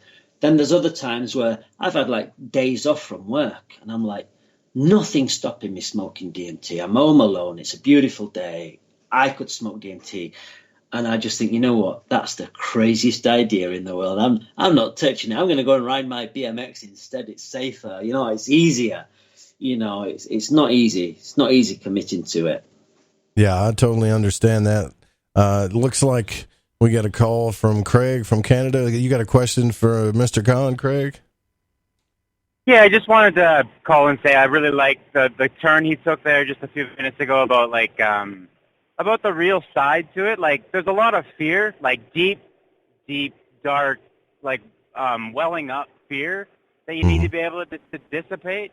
But I also need to disagree a little bit because, like, I honestly believe that it's different from like a real spiritual experience. Like, it's induced in, like, I guess a question that I'm not going to argue, I guess. I'm not going to try to disprove anything. Okay. But I guess I want to ask you a question. Like, your biggest breakthrough, could you please describe it to us and what it did for you in your day-to-day life? A good question. Thanks, guys. Yeah, okay, thanks, Craig. It's difficult to say which my biggest breakthrough was, but the second part of your question was how it changed my life. I mean, look, there was one experience, and this was, I would say it's more of a mediocre experience, but the impact it's had on me has been significant. So I'm in the garden, and it's a sunny day, but it's pretty windy, and I smoke this pipe, this DMT, and my mind's all over, the garden and up in the sky. And I don't know, the kind of velocity of the wind picked up, and I started to become introspective and worried and fearful and dark, and it was becoming very ugly and difficult to manage. And I could sense this entity arrived. I could sense its presence, and it flashed up in my mind's eye. It flashed up in my mind some image just for a fraction of a second, and I can't even tell you what that image was, but it left me with this unwavering certainty that positivity in the face of all adversity is the very best that we can be as mankind. And after that, while I'm still in the experience, the wind is blowing, I'm like, you know what, blow twice as hard. I'm just going to face it. And, that experience, that one experience has changed my life significantly, because since that day, there has not been one day gone by when I have not maintained absolute positivity. And I've dealt with challenges of work, of being a parent, of smoking DMT, of writing a book. That one experience changed my life. Positivity in the face of all adversity is the very best that we can be as mankind. In terms of breakthrough dose, picking one, I've thought, what would I say if somebody said, what was your favourite, or what was your most favourite experience? I don't think I could tease one out, to be honest. There's some that stand out more than others, but that one I've just said, the impact on me was and remains significant. It really did change my life, that one experience, and it wasn't such a great DMT experience, all told. Well, does your family and friends, do they agree that you're a different person now? See, I've not really asked my wife, but I think she's seen the differences. So I work shifts. I sometimes work unusual hours, and when I first started smoking DMT, I used to get really cranky before going to work on an evening. I'd be snappy with the children, snappy with my wife. And then as I smoked more and more DMT, and I could feel, I don't know, a changes took place within me. I became far more conscious of the influences upon my psyche, and far more conscious of the importance of my interactions and relationships with people that I know and people that I don't know. And now, for years, I'm not cranky with my children when I go to work like I used to be. I don't know, I'm far more mindful of my relationships with the ones I know, the ones I love, and even meeting strangers, far more conscious of the importance that it's something special and it's to be cherished, and I would say that. That's actually a very good point. Think about this for the people that think, DMT is just another drug to get high on or whatever. How many people do you know, let's say they had 600 or more cocaine experiences, or 600 or more heroin experiences, or even marijuana, right? Well, of course, there's some good things about that too, but I mean, we're talking about a substance here that you don't have any type of side effects that you're aware of now, or any type of physical ailments that's been caused by your experiences with it, right? Or do you? I've not had a day off. You know, I mean, I've had no days off work. My health is, I've not had a cough, I've not had a cold, and I'm not saying this is down to DMT. I'm not saying that, but I mean, yeah, but it's not. Work, if it was cocaine, you know, we'd be saying something different right now. You know, be finished. I mean, look. You know, at work, you know, I've recently had a promotion, so I'm super excited, and you know, I kind of excelled at work, and there was this occasion where my boss at the time, we were having a one-to-one, and she asked me, she said, look, she says, I don't know what you're on. She said, but I wish I could have some of it. And I don't know, I find my experience of the DMT have helped put other aspects of my life into a sharper perspective. You know, I go to work and I excel, and I don't feel like I'm breaking sweat. I don't know. I'm just looking for the smarter ways of working, you know, the better ways of working. So yeah, I'd say in that sense, it's helped me. That's my sure. Yeah, I get what you're saying. Personal testament. But yeah, I like your authenticity too, because you're not trying to sell it. You're just, you know, because I've heard people say, "Oh man, it's changed me. I'm a better person." You know, this and that. You're not trying to sell it in that fashion, but you are saying that you've become more aware of your surroundings, and you're more conscious. It sounds like, you know? Yeah. I mean, look, what DMT has not done, it's not taken away the sort of dark portion of my psyche. That's still there. It's always going to be there. But I think what it's done is made me more aware of those moments where, you know, if you give that sort of part of your psyche free rein, it's going to run away with itself. I tend not to allow that to happen. I think the Victorian phrase was, perish the thought. And you know, there's times where if I'm inclined to sort of pursue a dark train of thought, I'll perish it. I'll stop it. I won't entertain it. You know, I maintain a positive outlook as best I can. But yeah, I mean, that dark stuff is still there. You're never going to get rid of that. You've just got to try and integrate it into your life as best you can, I suppose. You know, my friend Justin from Dream and Jaguars, he talks about, you know, how he's met like serpent beings that have wrapped their body around him and looked at him and tried to communicate with him. And you know, I got a text in here that makes a pretty good point, because we've talked about this on the show. I had Laird Scranton on the broadcast, and him and I were discussing the Dogon and symbolism, and how we feel like that there's something on the other side of whatever this is. Like there's this realm, there's some type of interface that we don't really know what it is, threshold, and there's the unseen realm. And we both kind of felt like they're codependent realms, but also that whatever's on the other side is trying to communicate with us. Do you get that same feeling through these experiences? Kind of. I suspect I totally buy into this realm and that realm are codependent, and I strongly suspect that there are entities within that realm that have and are shaping us, shaping the direction of our culture. I strongly buy into that. And whether we call them spiritual beings or conscious energies or non-human intelligences or demons, aliens, angels, ascended masters, occult masters, I mean, the list just goes on and on and on. I don't think it really matters what we call them, but they are there, you know. I mean, if you look at the diversity of terrestrial nature, from microorganisms up to man, I mean, there's so much diversity, you know, with our flora and fauna.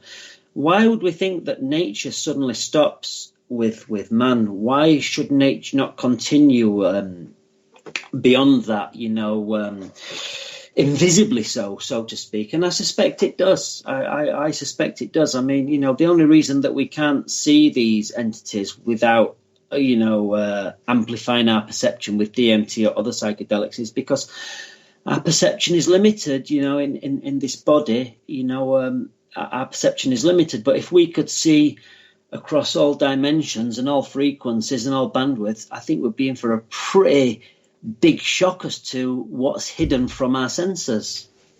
Yeah. Yeah, I wanted to get into that a little bit more too. Before we go into the halfway point here, do you have in your book, do you talk about a lot of these stories? Is it all stories and research, or is it a blend of both in your philosophies?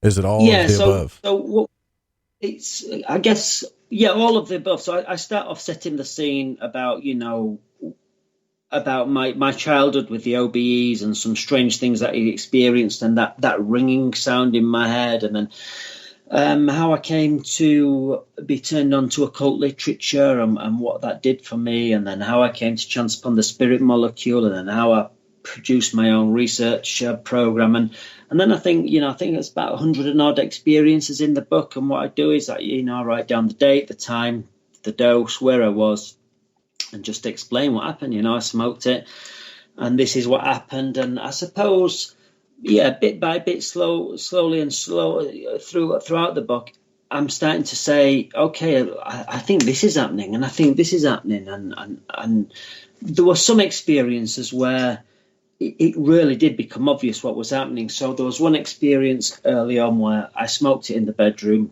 There was no highly visual hallucinatory scenery, but I could sense this being was filling the room, and you can see this like super dense transparent substance. And then towards the end of the experience, this entity just slowly peels itself from off the walls, and it just serenely vacates the bedroom in this, like, I don't know, like rayfish skates when they move their, like, I don't want to say wings or fins, they move so serenely with that wave-like function. And this entity just kind of like slowly and serenely exited the bedroom, and that was significant for me because I knew then that was it. I said, look, there we go. There's something there, right? Yeah, like, there's something there. Yeah. That is like beautiful, what do I call it? Is it an angel? What is it? And it was like, my jaw was just like hanging open. I was like, wow, check that out. That was incredible. That sounds amazing to me. Look, we're at the halfway point. We got a little bit more to go with Dick Kahn here. Go check out his book, DMT and My Occult Mind. You can go to DMTresearcher.com. That's where you started the website. I don't have a website yet, but I'm on Twitter, Instagram, Facebook, and it's usually something like DMT Researcher or DMT.Researcher. Or, it's one of those. Khan is spelled, I'm sure people are asking, Khan. Go check it out. We'll be right back. I've got a few more questions that we're going to get to. I'm Joe Roop. This is Lighting the Void. Stay with us.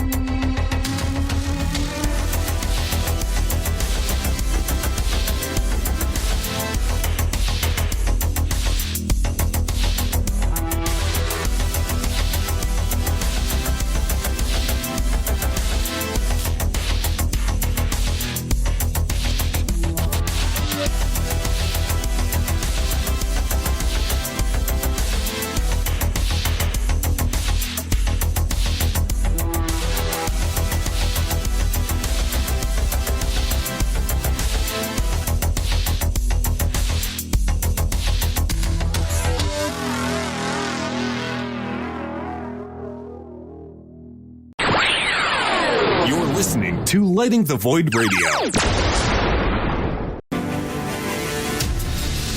Do you want to know the truth? Are UFOs real? Are aliens visiting Earth? Are governments around the world hiding the biggest secret in history? We're UFO Seekers, official partner of The Fringe FM, and we're on a hunt for the truth. Join us as we investigate locations like Area 51 by subscribing on YouTube at youtube.com/UFO Seekers.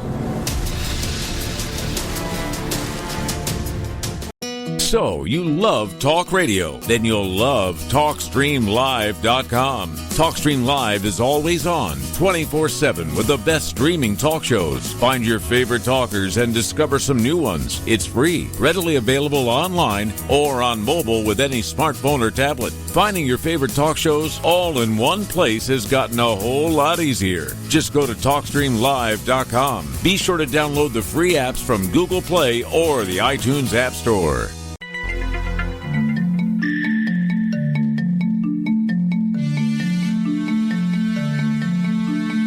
From Studio 401, it's the Stranger Than Fiction News right here on The Fringe FM. I'm Vance Nesbitt, and here's our headlines.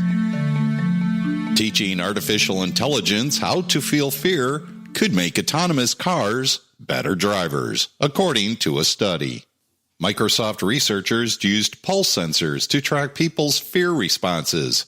Signals were then used to train algorithm and guided through driving simulation. They found that those which learned to fear experienced fewer crashes in tests. Source, Daily Mail. And scientists created a variant of the E. coli bacteria with entirely synthetic genome, according to a new paper. Building and replacing the large entire genome yet was just one goal of the team from the Medical Research Council Laboratory of Molecular Biology in Cambridge, United Kingdom. They hoped that the resulting bacteria would use a reduced number of possible DNA-based pair combinations in order to produce the 20 amino acids. In the future, the now obsolete sequences might be used to produce never-before-seen amino acids and proteins. Source, Gizmodo.com. And what is a better option to protect humanity from Doomsday? Mars colonization or moving Earth? Experts believe that several possibilities, including climate change, death of the sun, or a rogue asteroid, will bring Doomsday on Earth in the future. If such an event happens in its full fury, the entire humankind and entire living forms on the planet will face extinction, and the Earth will turn into an inhabitable barren land as depicted in the post-apocalyptic movies like Mad Max Fury Road. To combat such an event and protect humanity, experts have already put forward several plausible plans. One such plan is to colonize a different planet. The most potential candidate for interplanetary colonization is Mars. Experts believe that moving to our planet's next-door neighbor is quite easy, and the planet may even survive the sun's destruction. It should also be noted that humans have already landed rovers on Mars, and this ease and accessibility makes the red planet the perfect spot for human colonization.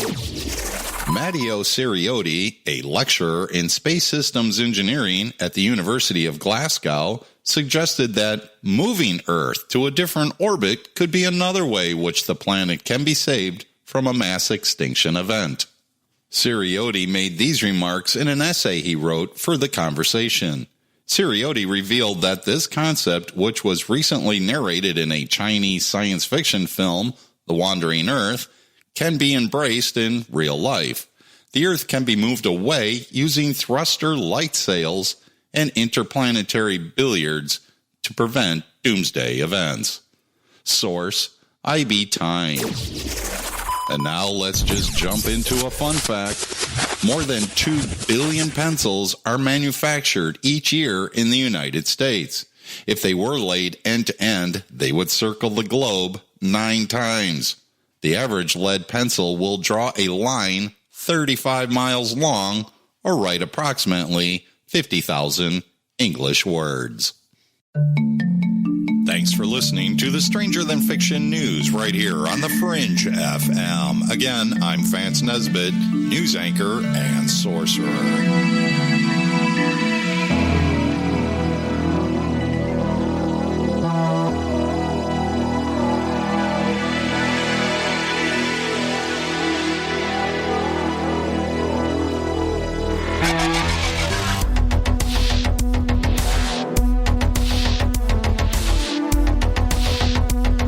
to call Joe, pick up the phone, dial 1-800-588-0335, toll free from the United States or Canada. All right, welcome back to Lighting the Void. We're here with author Dick Kahn. We're talking about his book, DMT and My Occult Mind, and I can't wait to get this text, man. Anytime a book is that thick and it has to do with anything esoteric, and I consider this esoteric, I will be grabbing a copy. And look, I'm not just blowing smoke. Mr. Kahn, everybody I've talked to in this subject matter has told me that you're the man to talk to. So you're making some waves, believe it or not. Everybody I've talked to has been talking about you. I don't know if you know that or not. I didn't really know that because, I've got a professional job and a family man. But, I mean, look, my approach has just been to be honest, be sincere. If I've been a coward, I'll admit to being a coward. When I've been a hero, I'm going to say I've been a hero. I just wanted to know the truth. So it's just, I've been very sincere about it. I can't be Terence McKenna. Who can be Terence McKenna? I'm nowhere near Terence McKenna. I'm certainly not Dr. Rick. I'm not trying to be anybody but myself, just genuinely investigating DMT and trying to come to some understanding about it. And to my own satisfaction, at least, I believe that I have. Well, Terence McKenna would have said the same exact thing. He wanted to know the truth. There's no doubt about it. And in my mind, he thought that there was something to this, that there was something to this realm that lied the secrets, that has the secrets of a hidden reality. And, during the break, we were talking about occult literature and stuff. And usually when I talk to certain people about DMT, they're not real big occultists if they're just into DMT. However, people like Gordon White and other magicians that I've talked to are definitely... They definitely say things like DMT and entheogens, ayahuasca, and the shamanic path are very important. And that's what I'm trying to figure out, Dick. I'm trying to figure out, just how big of a role does this play into seeking truth and the esoteric? And what role does it play when it comes to things like UFOs, aliens, alien abductions? It was like Whitley Strieber that got my attention about this, because when he came on the broadcast, he said, there's more to this than what I'd first thought when I'd written the book Communion. I wonder what you think about that. Do you think that people that having experiences like missing time or seeing certain types of entities, I've heard, I don't know how many different types of alien races that people are talking about. I wonder if they're not just having... And I'm not trying to play down the DMT experience, but I wonder if they're just not having this experience, and that's what's going on. I think it's evidence of that hidden other, for whatever reason, purposefully interacting with mankind or with individuals, and it seems to be, in remote locations, and I've read Whitley Strieber's books. I think it's evidence of the other. And I'd argue that with the UFO phenomena as well, it's evidence of that the other interacting with mankind, but on a fringe level. It does it so subtly and slowly. I mean, if you look at how UFO culture has shaped our culture, how the UFO phenomena has shaped our culture, it's just remarkable. I mean, you turn on the TV and there's adverts with like supposed aliens or alien themed things. I mean, its impact has been incredible. So with DMT, it just opens up that channel, and it gives one of those hidden entities a license to interact with you in a very, very powerful, life-changing, profound and bizarre way. But without DMT, there are examples all around the world, and there has been, I guess, since time immemorial, of strange happenings, strange occurrences. I mean, Bible talks about angels and demons. It's all there. It's just, our eyes are such wonderful instruments that, you kind of like, you look and you're kind of like looking through the empty air and you think, can't be anything there. But I'm telling you, it's...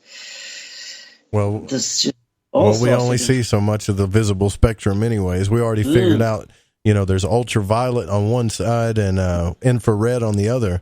So how far does this go, right? I mean, that's the trippy part of it.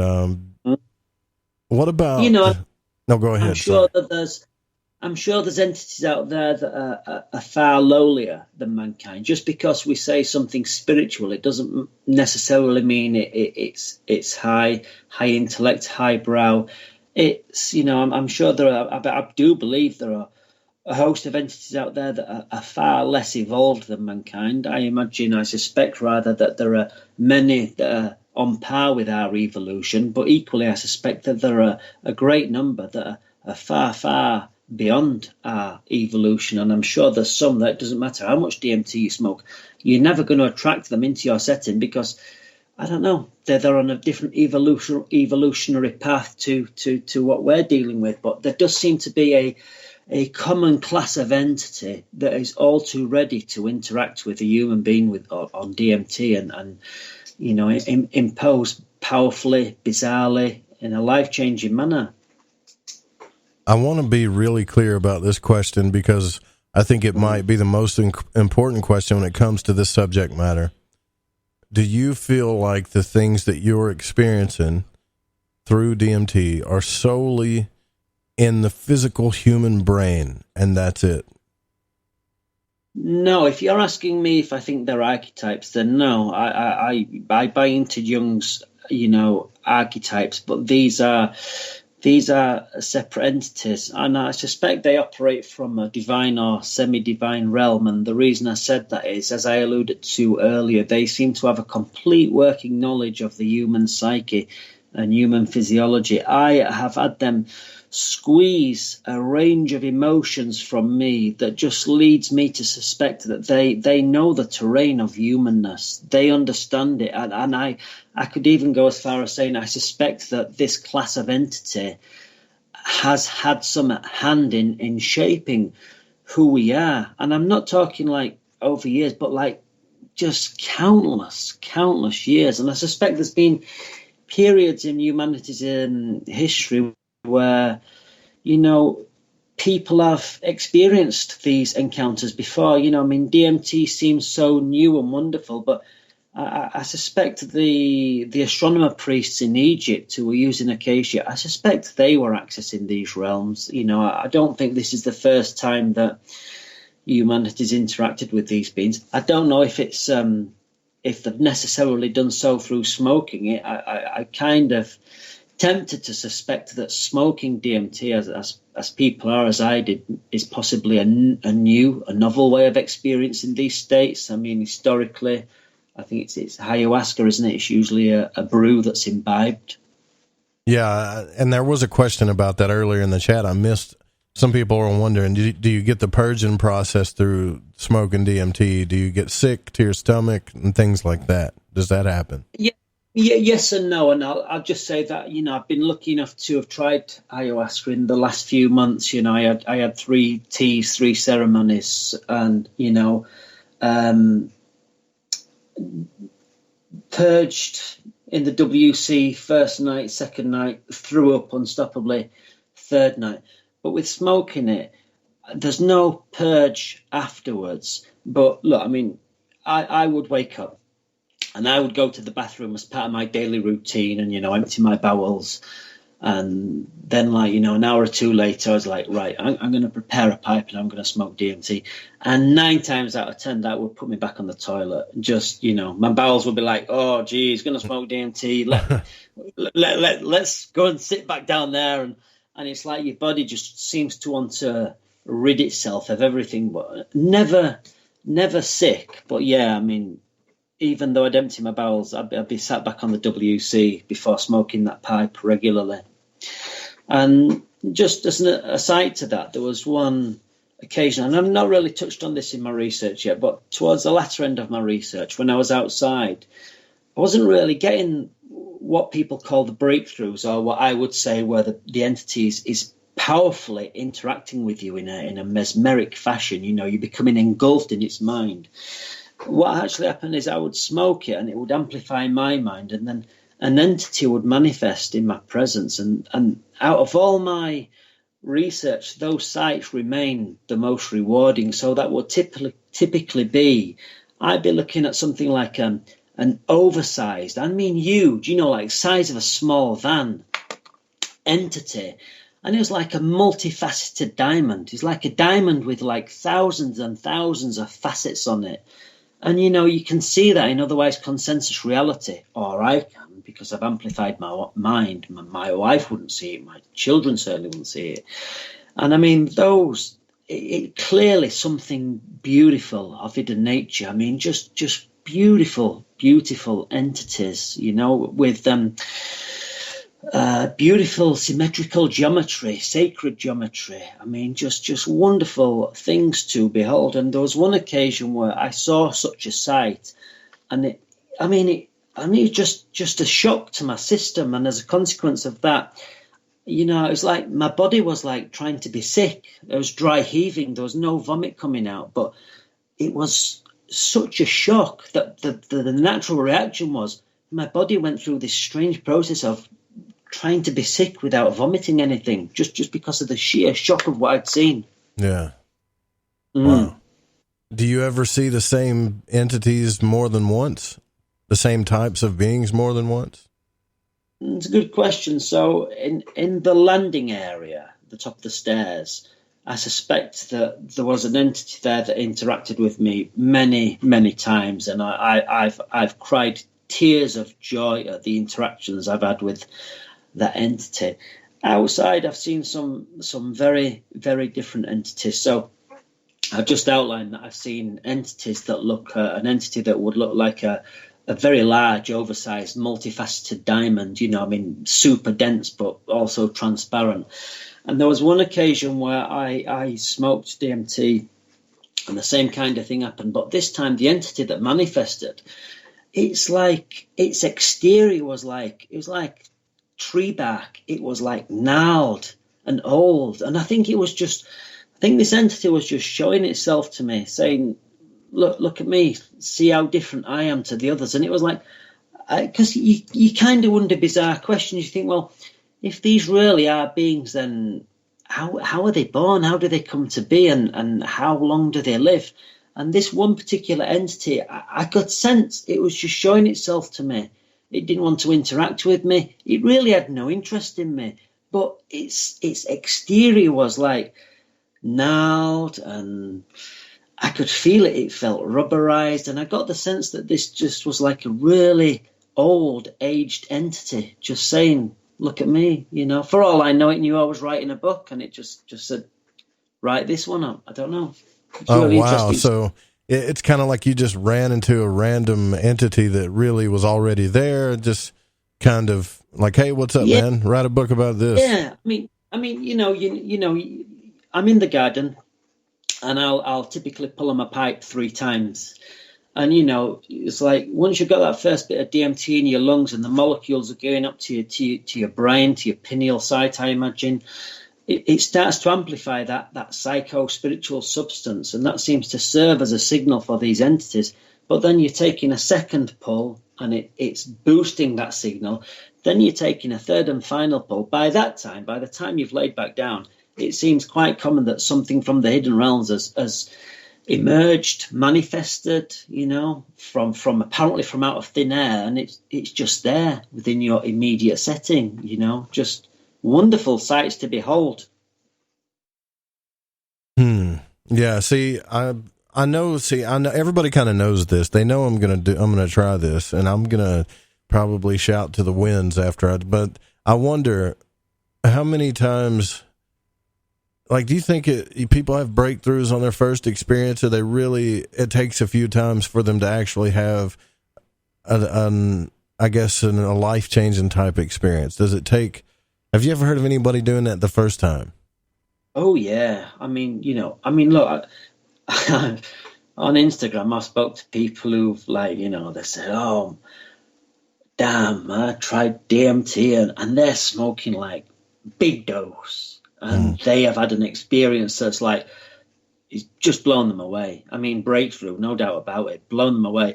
But they've ultimately said, I ain't ever trying that stuff again. So, you know, it's all right jumping in at the deep end, and it certainly seems to suit some individuals. But I don't know. I think if you go too far early on, you're probably never going to want to go back. And I've had people tell me some incredible first-time experiences, and they have never and never will go back. So, yeah, for sure. I mean, this stuff is potent. You know, if you go big on this, you're going to know all about it. Yeah, someone was saying too in the chat, the Fringe FM chat, that this kind of sounds like that it can be addictive. Would you say that this stuff is addictive? That's a great question. So it's not typically, it's not physically addictive, but you know, like with mankind, how they love risk, and you get people who do skydiving, you get people who do motocross. You know, mankind kind of loves that risk. And I suspect that I did become, I won't want to say obsessed, I don't want to say addicted, but there was a kind of thrill in having that kind of internal argument with myself. Have I got the capacity to ignore the very real appeals from my ego? Have I got the capacity to ignore that and smoke this pipe and succumb and submit to an experience that is outside my hands? You know, something's going to dictate to me what the experience is. It's not me dictating the experience. And I suspect there was a kind of thrill in having that kind of internal challenging debate. You know, have I got what it takes? Can I do it? So in that sense, I won't want to say addictive. Right. But yeah, it certainly became a kind of lifestyle thing for me. So for 3 years, I kind of like did it pretty regularly, pretty frequently. And then when I published my book, I was like, God, man, let's take a break from that. And I still find that I'm still kind of processing, still reflecting, still integrating all those kind of experiences. You know, it's like every day it's on my mind. It's not like, oh yeah, I remember I smoked DMT once. It's maybe because I wrote a book, but it's on my mind all the time. Well, I mean, it's kind of like there's two different types of addictions, I think. I mean, I'm addicted to caffeine. That's an addiction, but I'm also kind of obsessed with the out-of-body experience. I attempt it every single time I lay down to sleep. So if you, I mean, that doesn't mean I'm physically addicted, but it does mean I could be a little bit mentally obsessed with it, right? Yeah. Yeah. I mean, bear in mind, like I say, the last 2 years I've smoked very little, and it's always easier not to smoke DMT than it is to smoke DMT. So, you know, that's why I don't want to say it's addictive.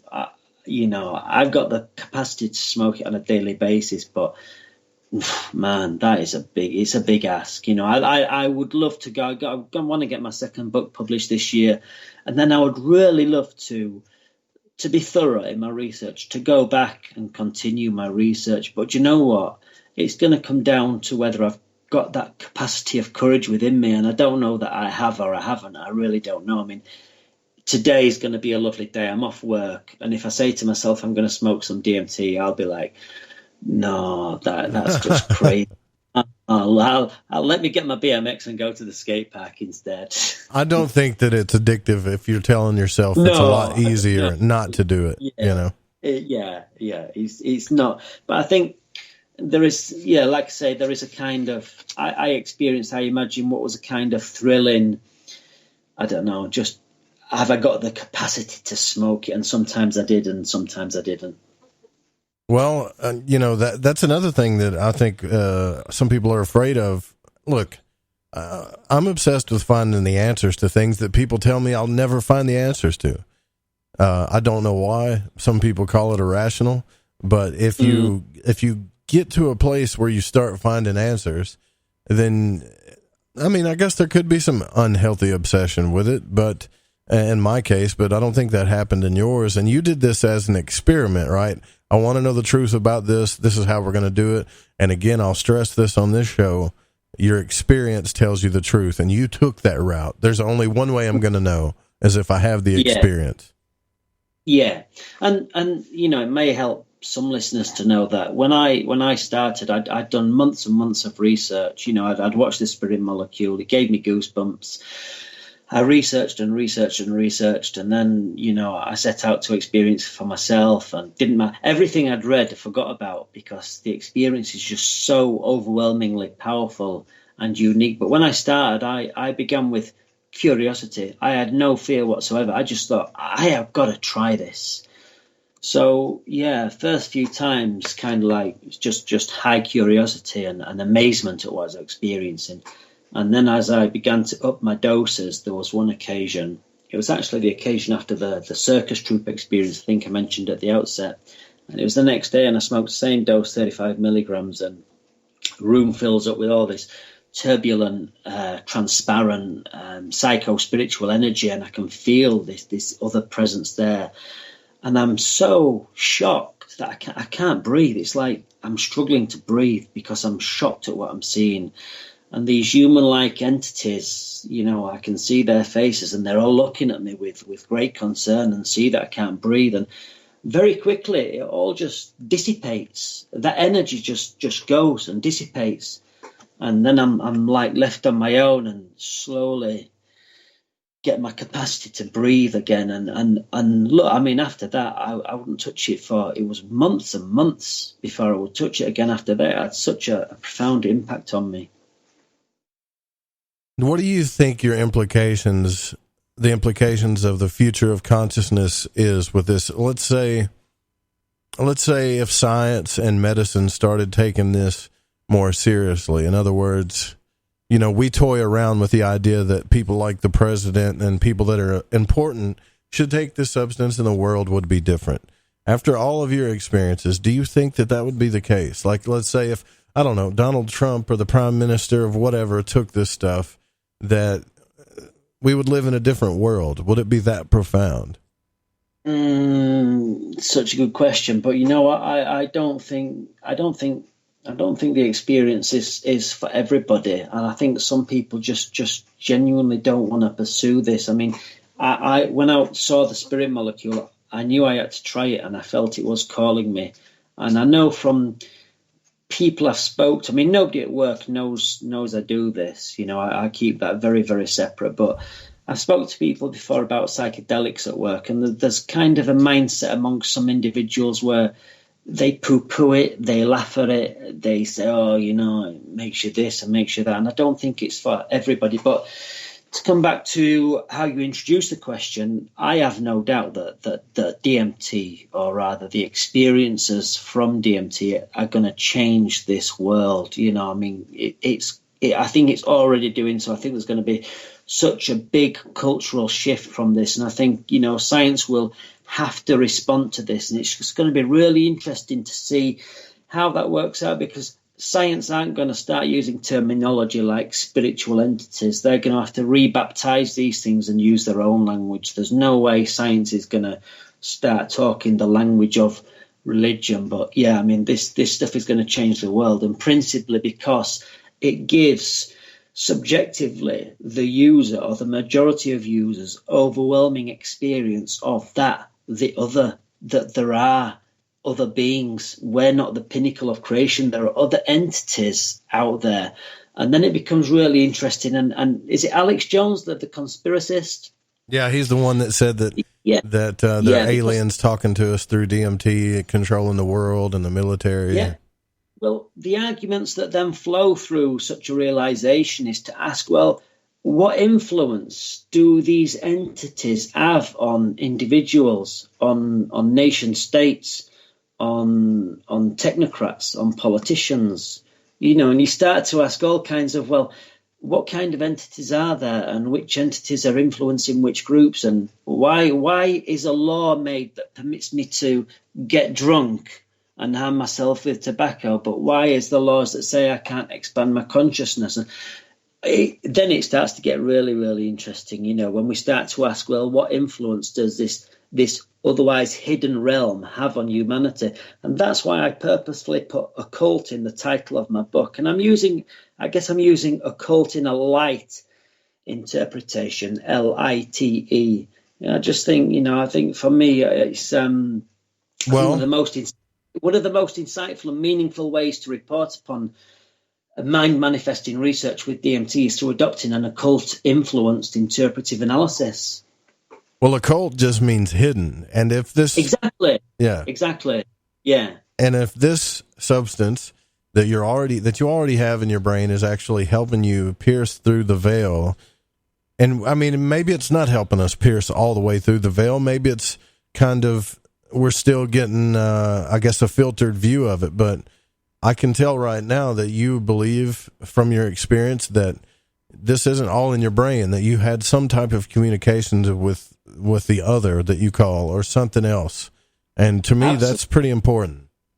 Oh, it's I mean, hugely important, because it's not just me saying this. There's lots of others saying it, you know, individuals on social media, people, promoting the same arguments on YouTube, on various social media channels.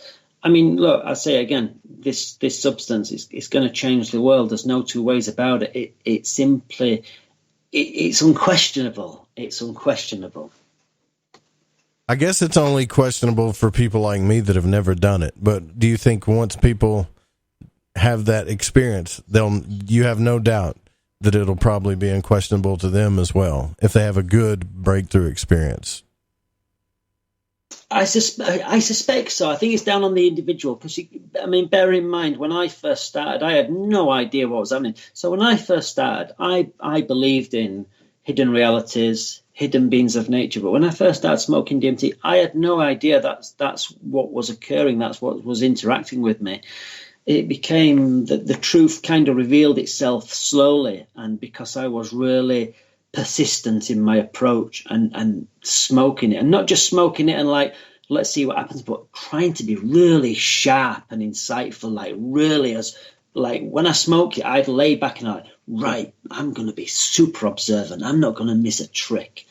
And I think that kind of approach helped. But I think culturally, it's like not everybody's seen a UFO, but people kind of still believe in that kind of mystery, that phenomena, and that phenomena has and is subtly, slowly changing our culture. And I think it's the same with DMT. It's not going to require everybody to smoke DMT or everybody to take ayahuasca to kind of buy into that. You know, I think it's just slowly going to kind of make that argument that there really is another. I mean, look, I've got two young boys, and I'm pretty open with them, and they know I've published a book. I can't hide that from them, and their mindset is probably very different to the majority of children in their class and their school, because they've kind of wheedled out of me, teased out of me where my mind is in terms of, you know, what this is all about. And I think, I don't know, their young minds buy into it. Maybe they're influenced because I'm their father, but they've no experience of the other, but they kind of buy into it. I mean, their cartoons are full of talk of aliens and this and that. So, yeah. Well, it shows here on Amazon that the 3 books that are frequently bought together are your book, DMT and the Spirit Molecule, and a book by Terrence McKenna. So I think what you're doing, great work. And I know you got to go because it's the morning time and you got a school and life and all that stuff you got to attend to. And listen, I really appreciate you coming on the program to talk about this subject, because we've been talking frequently about it, and I got really lucky to be able to have somebody like you on the program to discuss it. So thank you so much for your time. I really appreciate it. Well, thank you, Joe. It's been an absolute pleasure, and thank you to all your audience that listened in. I hope you enjoyed it, and then thank you to you too, and be well. Yeah, can you give out your Twitter links and where people can grab the book one more time? By all means, plug away, sir. Yeah, it's I self-publish, so it's only available on Amazon unless you wish to come directly to me for a signed copy. But I have to charge shipping costs from the UK, and it's usually expensive.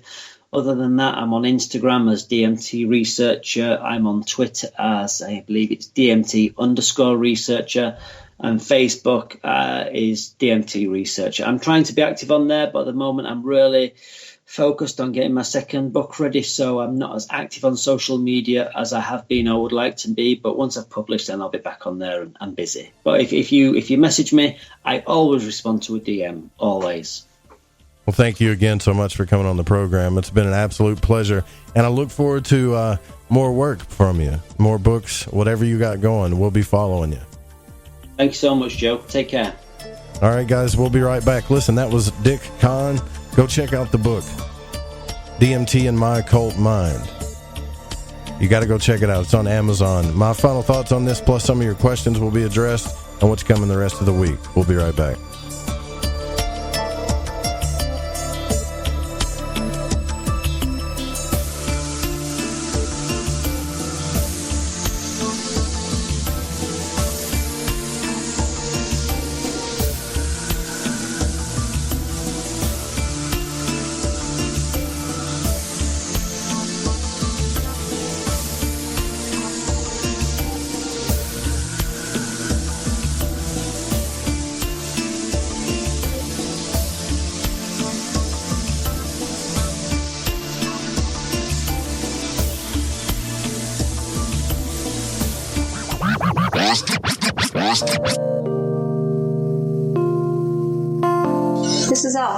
I listen to Lighting the Void because it's interactive radio with good content, interesting guests, and a humble host, sharing this journey through the esoteric. Hey, Joe Roop. Thanks for having us along for the ride. Thank you so much for a delightful evening. Well, I got a lot of ground to cover.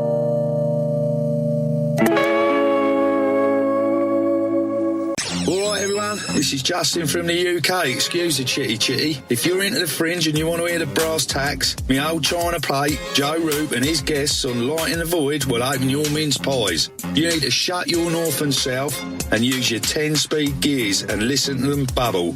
You could hear a Barry Crocker, no Brussel, but he ain't no holy friar. Anyway, you beat a Barnaby Rudge and take a butcher's. We all have that story to tell in our lives. The winds were howling. The ground shook. You could hear rushing water. And then history repeats itself. When there's no power, refrigeration fails, stores with their shelves strip bare, ATMs can't operate, deliveries stop. Then what? These events can last days or weeks. You need a plan. In statements made during recent interviews, FEMA Administrator Brock Long has repeatedly urged all Americans to understand three truths. FEMA is broke, the system is broken. If this is the new normal, Americans can't rely on federal cavalry when disaster strikes. Don't get caught out in the elements empty-handed. Prepare with us by going to preparewiththefringe.com and get your 2-week food supply. 92 servings, 8 food varieties with 25-year shelf life. Normally $137, now only $75. Or get a month's supply, normally $247, now only $147, shipped in one business day. Just go to preparewiththefringe.com or call 888-440-7931. That's 888-440-7931. Get this great offer and be prepared while it lasts. Hey, Fringe FM listeners, did you know that when you're on the road with limited data or no Wi-Fi available, you can still listen to every minute of the Fringe FM by calling 701-719-3971. No smartphone, app, or internet needed. Saves your data plan and no extra cost if you have unlimited minutes. Call 701-719-3971. That's 701-719-3971. Listen to the Fringe FM on any phone, anytime, anywhere. You're listening to Lighting the Void Radio. Introducing Shadow Light Tarot from Waking Canvas, the Fringe FM's new contributing artist, Eric Tisi. This hand-illustrated black and white self-published deck serves as a reinvention of the tarot, never before witnessed. Each of the several suits of this 88-card deck lineup form an infinite panoramic scene. Even the included visual companion guidebook is entirely hand-illustrated, cover to cover, with beautiful visuals and esoteric symbols and artwork. The newly released deck comes in a custom magnetic box with its own travel pouch. The Shadow Light Tarot Premium Deck and its travel-sized mini deck Wonderlight Tarot are both available now from WakingCanvas.com. If you use the code word FRINGE, that's F-R-I-N-G-E at checkout, you'll receive an extra 10% off your entire order. To discover more, including a free reading and time lapses of all the illustrated artwork, make your way over to WakingCanvas.com today. That's WakingCanvas.com. Follow The Fringe FM on Facebook and Twitter at The Fringe FM.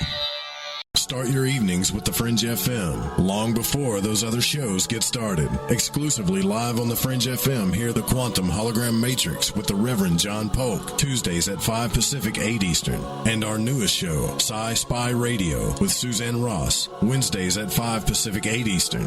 Then stay up, because we're burning the midnight oil well into the morning hour. The truth is out there, and so are we. Lock it in, The Fringe FM.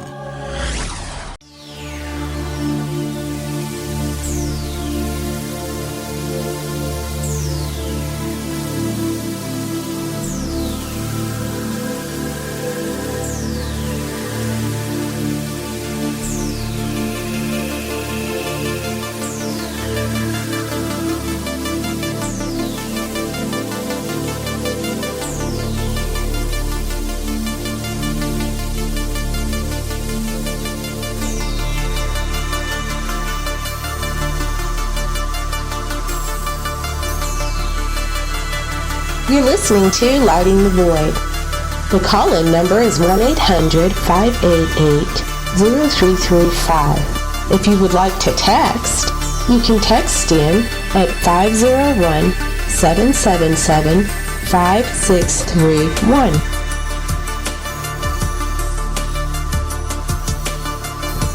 Welcome back to Lighting the Void. I'm your host, Joe Roop. The call-in number is 1-800-588-0335. I want to thank Mr. Dick Kahn for coming on the program.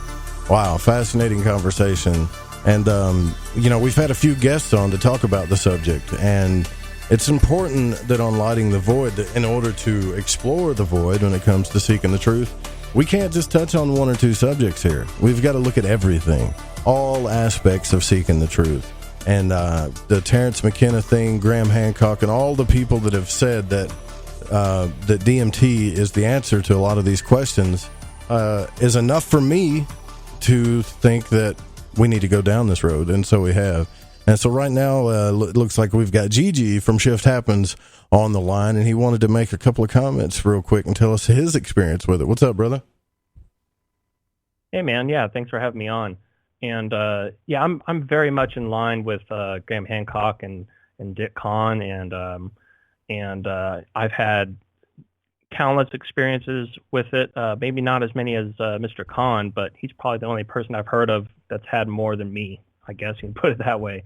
But I've definitely had some of the most profound, positive, life-changing experiences from DMT that I can personally say. And one of the first things I wanted to address is, a lot of, there's been questions in the chat room about it throughout the show, as far as, the legitimacy of these encounters with beings. And, like the question you brought up, do you think it's something that's just being generated in your brain, or are you really encountering other beings? Right. And one thing about that is it's just one of those things where they're, because for us that have experienced this, it's like he said, it's unquestionable.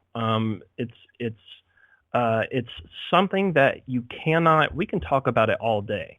But there's no way for us that have been there, there's no words to use. There's not enough words in the vocabulary. There's no way to express the experience. And it's just one of those things where it just, it's so hard to explain. But, somebody like you who's, very much into astral travel and discovering other aspects of reality and finding the truth about it, I think, obviously do it in a legal manner and in a safe environment. Sure. But I think it will be the most profound experiences you're going to have. And I just can't stress that enough, and I think the way I kind of mentioned it in a comment earlier was, it seems or like Dick said, really, it seems more real than real. And you really develop a connection with these entities. And in fact, a group that we used to, we basically had a whole little ritual we would do where we would do, one of my friends is a yogi and a bit of a shaman. And so we'd all get together, get in a circle and do these guided meditations and set the intention for honestly just wanting to discover the truth of these realms rather than, a lot of people just try it. They think it's going to be fun, like some kind of mushroom, just kind of fun and rave thing, like you were talking about earlier. But I think your intentions and your setting has just as much of an effect on your experience as the actual psychedelic itself. And when you really approach it that way and you approach it in a true spiritual way, for me, it just, especially when I'm like kind of lost in life, it just totally, it's like the universe giving you a hug, and it just puts everything into perspective, totally gets rid of your ego, and you just learn to appreciate your existence as a spirit, not just a human, but as a spiritual being.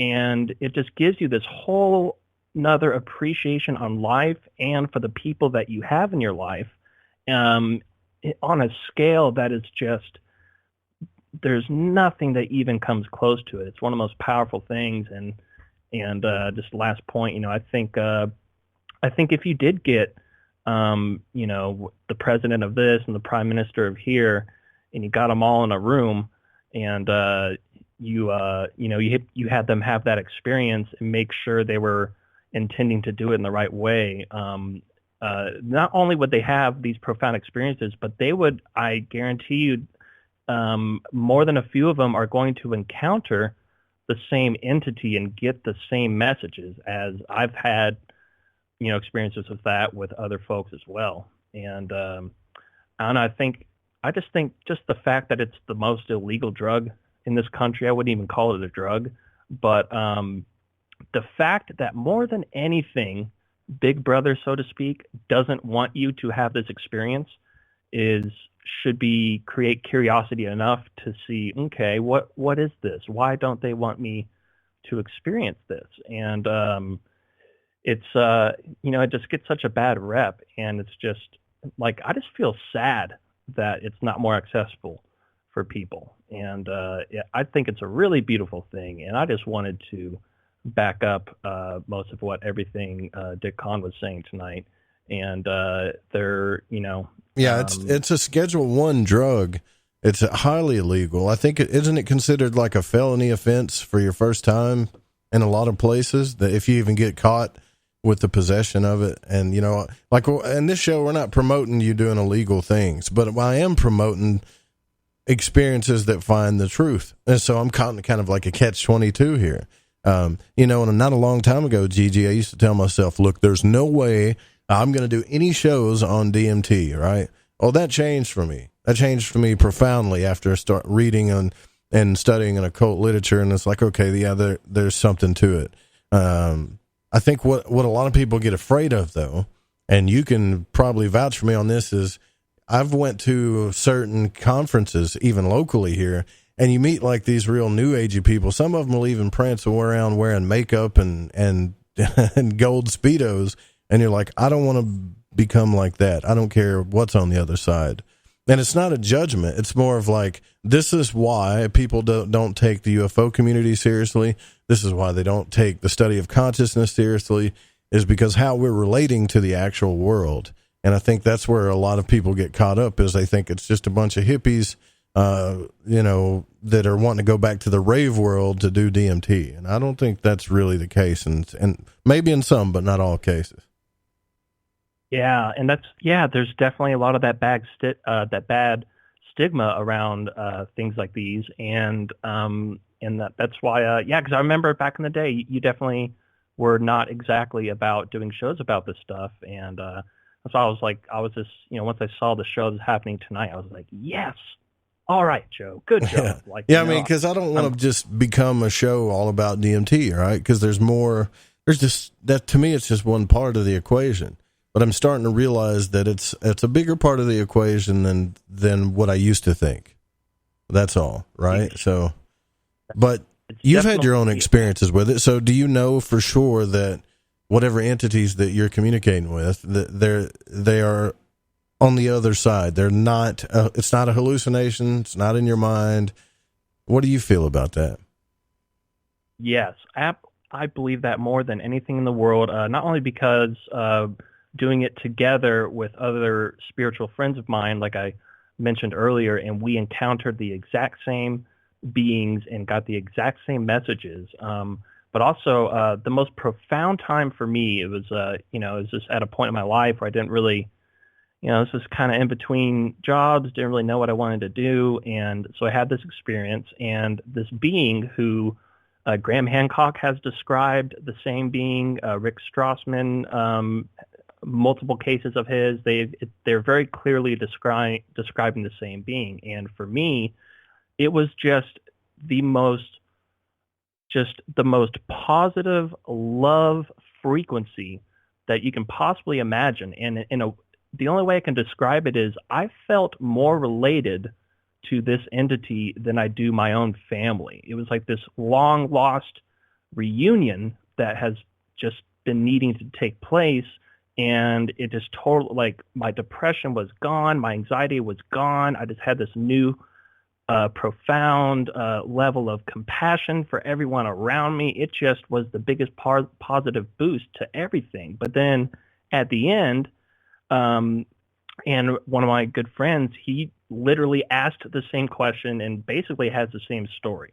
And what it was at the end, I asked it, I said, how do I know that this is real? Like, how do I know that you're real? And just like Con said, it's not a verbal communication. It's really a thought transference sort of communication. But I asked that question. I was like, how can you prove to me, how do I know that this is a real experience?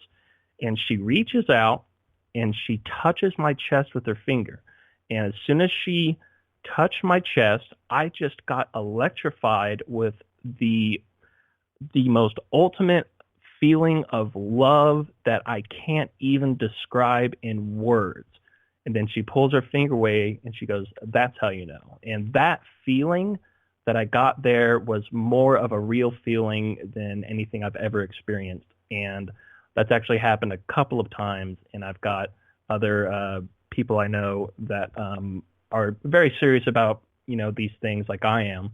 And they describe the exact same thing. And it's just one of those things where it's just, if you've had the experience, you know exactly what we're talking about, and we don't even have to use words to talk about it with each other. But if you haven't experienced it, it's the opposite. Like, there's no words that we can use to convey it to you. It's just one of those things. I really wish that more than anything, for any of my friends and family or anybody, I wish that they could all have that same experience, because it really is truly profound, and it really puts you into perspective on why you're here in this universe, how lucky you are to be here in this universe and be the spiritual beings that we all are, whether we all realize it or not.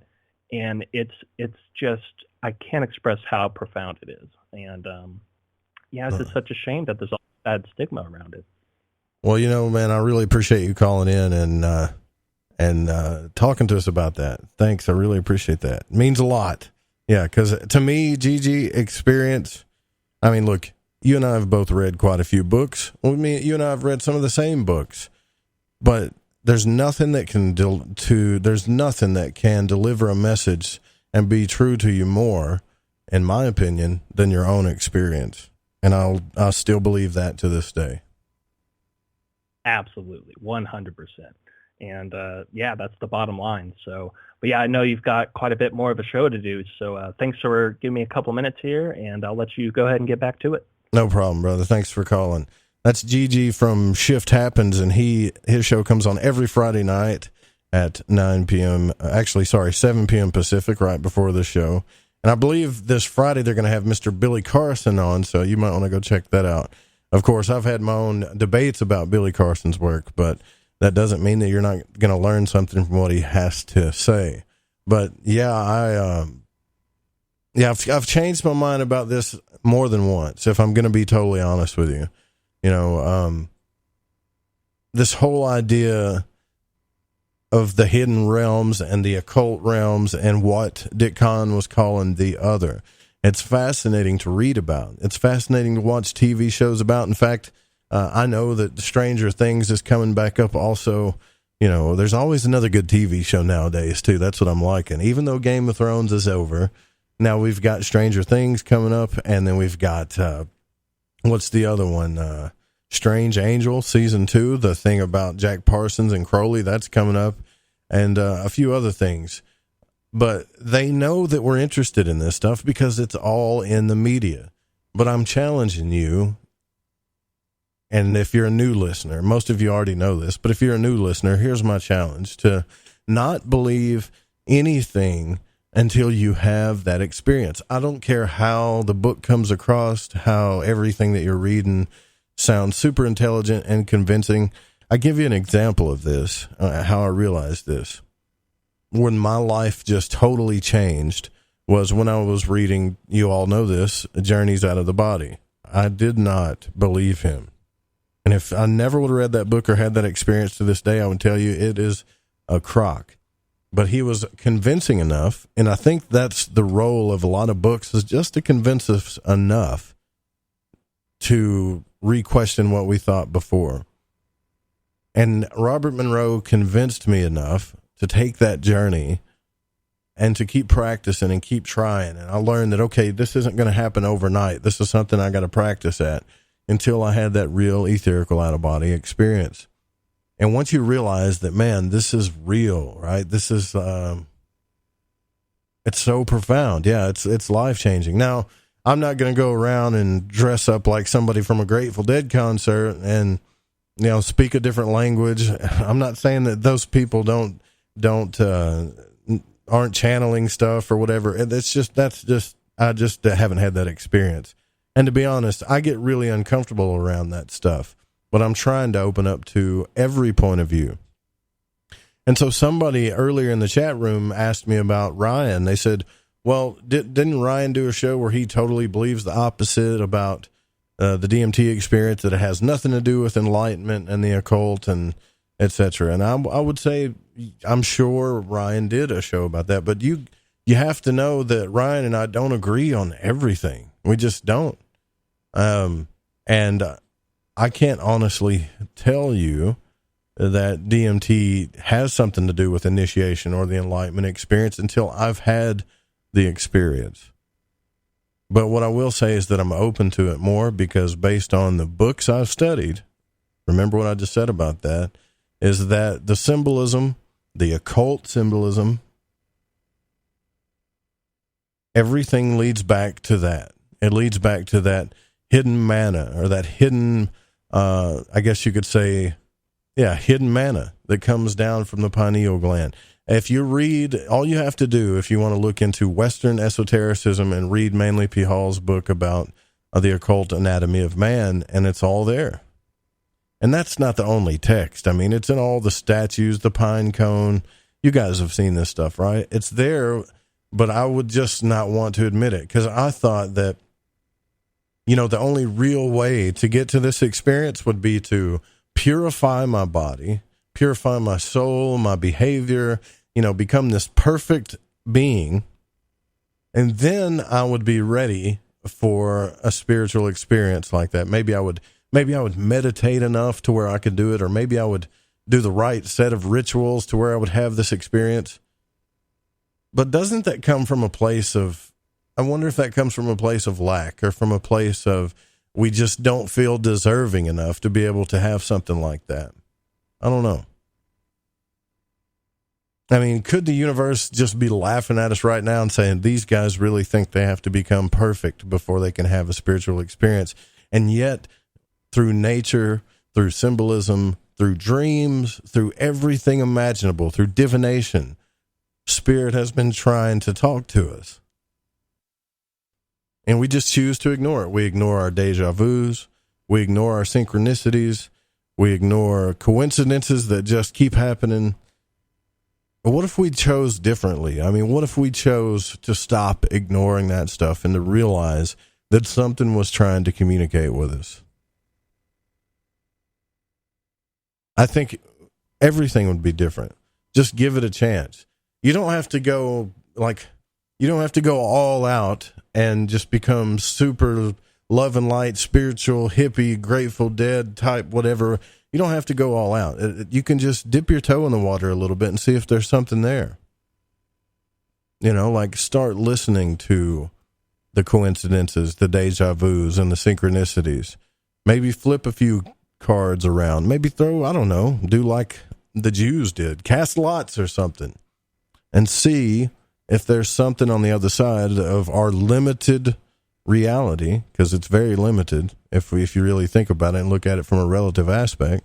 If there is something on the other side trying to communicate with us. Now, tonight, depending on where you live tonight, Dr. Jacob Lieberman is supposed to be on the program. I know he's feeling a little bad. I hope he still comes on. But, you know, this guy's had his own experience too, but it has nothing to do with DMT. And he's had his episodes and experiences with spirituality, just like Tricia Barker. I want to listen to them all when it comes to this. Also, you know, the occult and alien stuff. We're gonna look into this, all of it. Nothing's off the table here at Lighting the Void. I hope you know that. You know that, right? We'll be right back. Just a little bit more to go. I'll get to some of your questions and comments in the chat room. Don't forget to look, you can text in at 501-777-5631. But I'd much rather hear your little voice. If you call in, it's 1-800-588-0335. Always make the callers a priority because you're taking the time to talk to me. And for those of you that have called in throughout all these past shows, I really appreciate it. You can support us too by going to the website. There's a Amazon portal there at lightingthevoid.com, PayPal. Give us the support. Like us on social media. We'll be right back. A few more minutes to go here.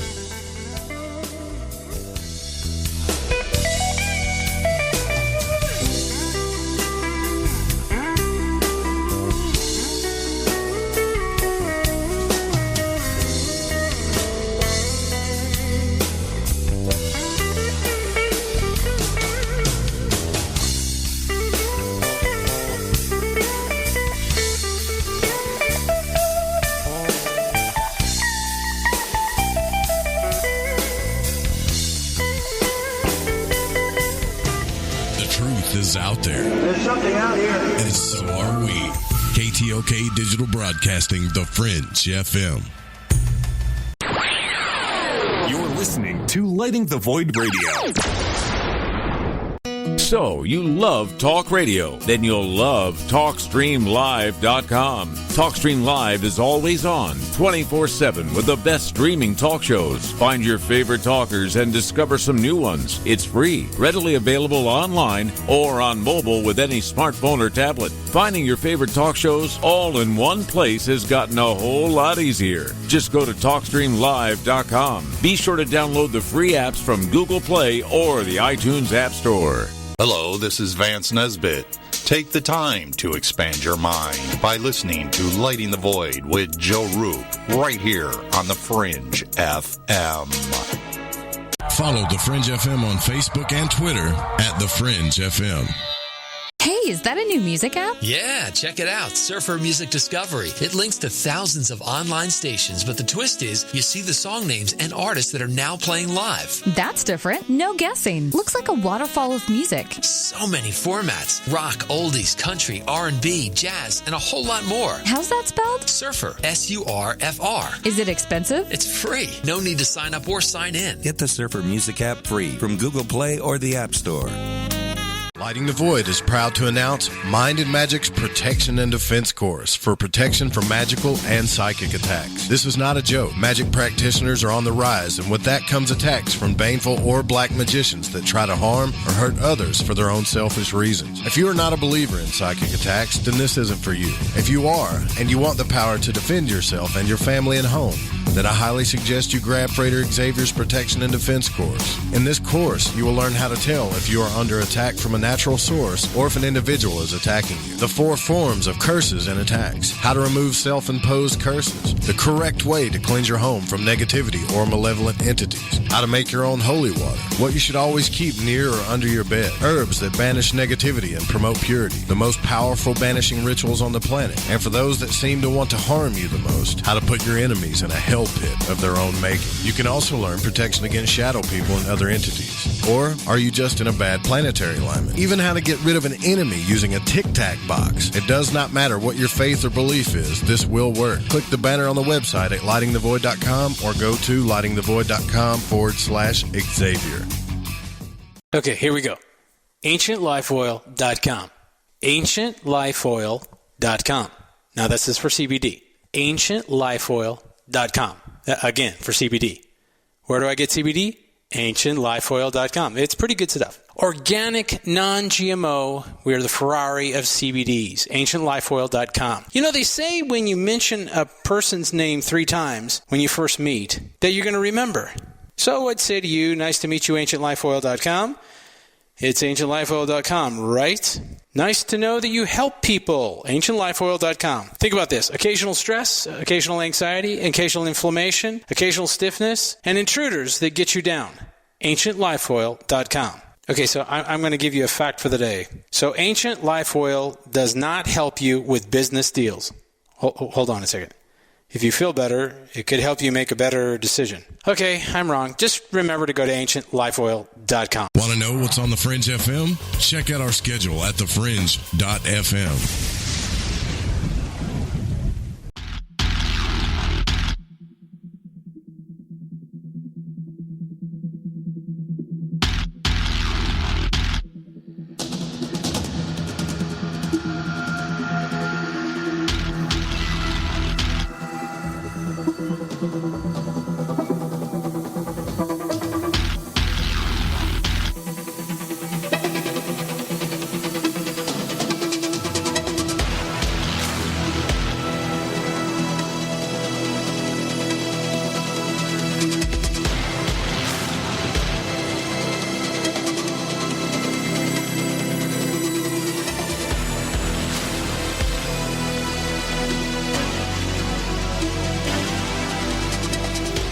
I got a pretty good question here from the email at contact@lightingthevoid that's saying, well, Joe, if you're open to, if everything is on the table now as you speak, then why don't you do more shows about Bigfoot?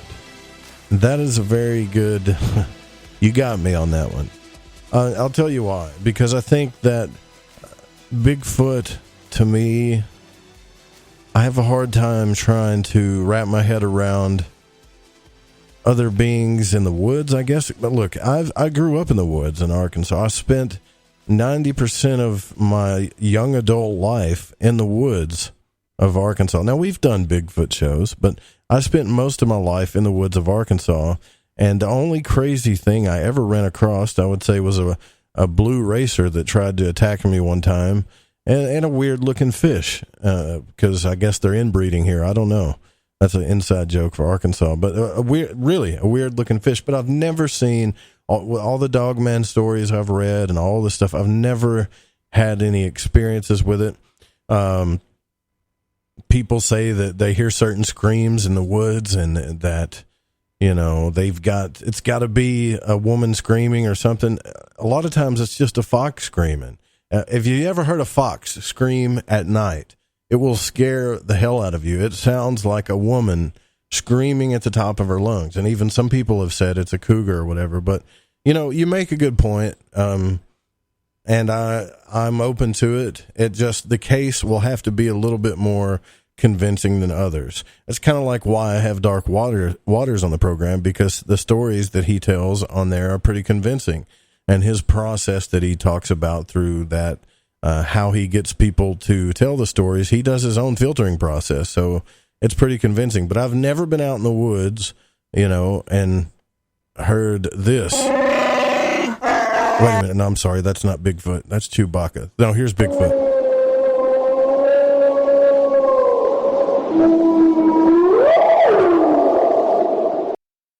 Now, if I was out in the woods and heard that, you bet your bottom dollar I'd do a lot of Bigfoot stories. But anyways, yeah, very well noted. I appreciate that. You called me on my stuff there.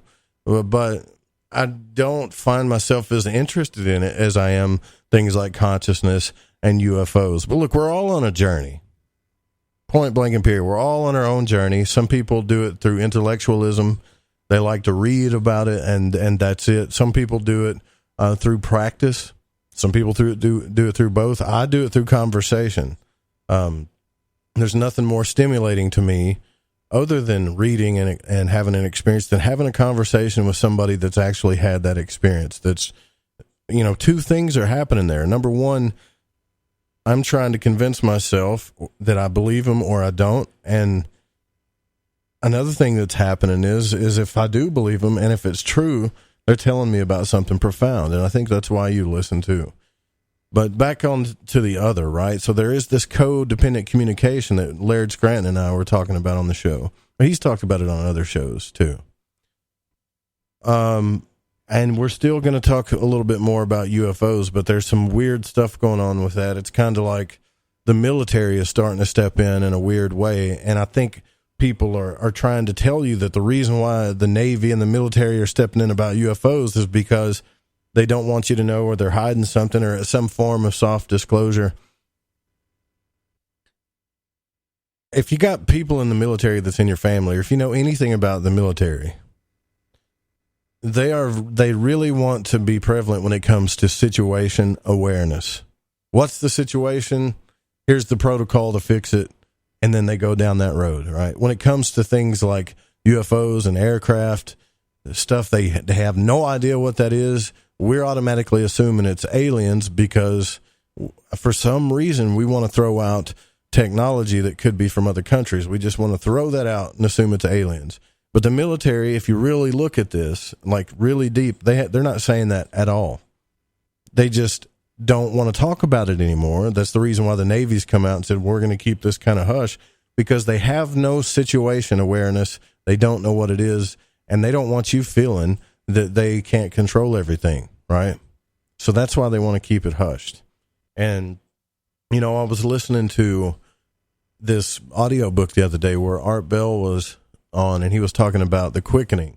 I believe it was called the Art of Talk Radio, and that you can find that in audiobook format. And I thought, man, I'm going to listen to this book, man, and Art Bell's going to talk about the secrets to becoming a great late night radio talk show host. But he didn't really. He talked about his life, and then he talked about the quickening. And I'm kind of with him on that, because too many things are lining up, and too many crazy predictions that we've talked about on this show have happened. The asteroid thing is happening, right? They're getting ready for that. They're making us aware now through the media that they're prepping for asteroids that are going to come close to the Earth. Let's hope their calculations are correct. Let's hope, especially when it comes to that asteroid Typhon. They're already talking about putting, and I just read a little bit about this today, about building bases on the moon. By 2028, NASA has a plan to have a base built on the moon. We're going to have more, I guess you could say, humans walking around on the moon than we've ever had by 2028. And so when you start digging into this, then there's this whole space race thing going on. So we've got things like several controversial topics going on right now. We've got climate change, global warming. Some people believe that's real. Some people believe it's not. There's a big thing about that. Cyber attacks, gender stuff going on. Everything is so crazy right now. Artificial intelligence, robots taking people's jobs left and right. All the big science money wanting to terraform and move to other planets. Warning us about asteroids that are coming close. Usually stuff like that they wouldn't even really talk to us about unless it was like a last minute thing. Cyber attacks, I probably mentioned that, but happening every single day. My computer tried to restart today because Windows wants to do an update. 90% of the time when they do that, it's because somebody's hacked something else.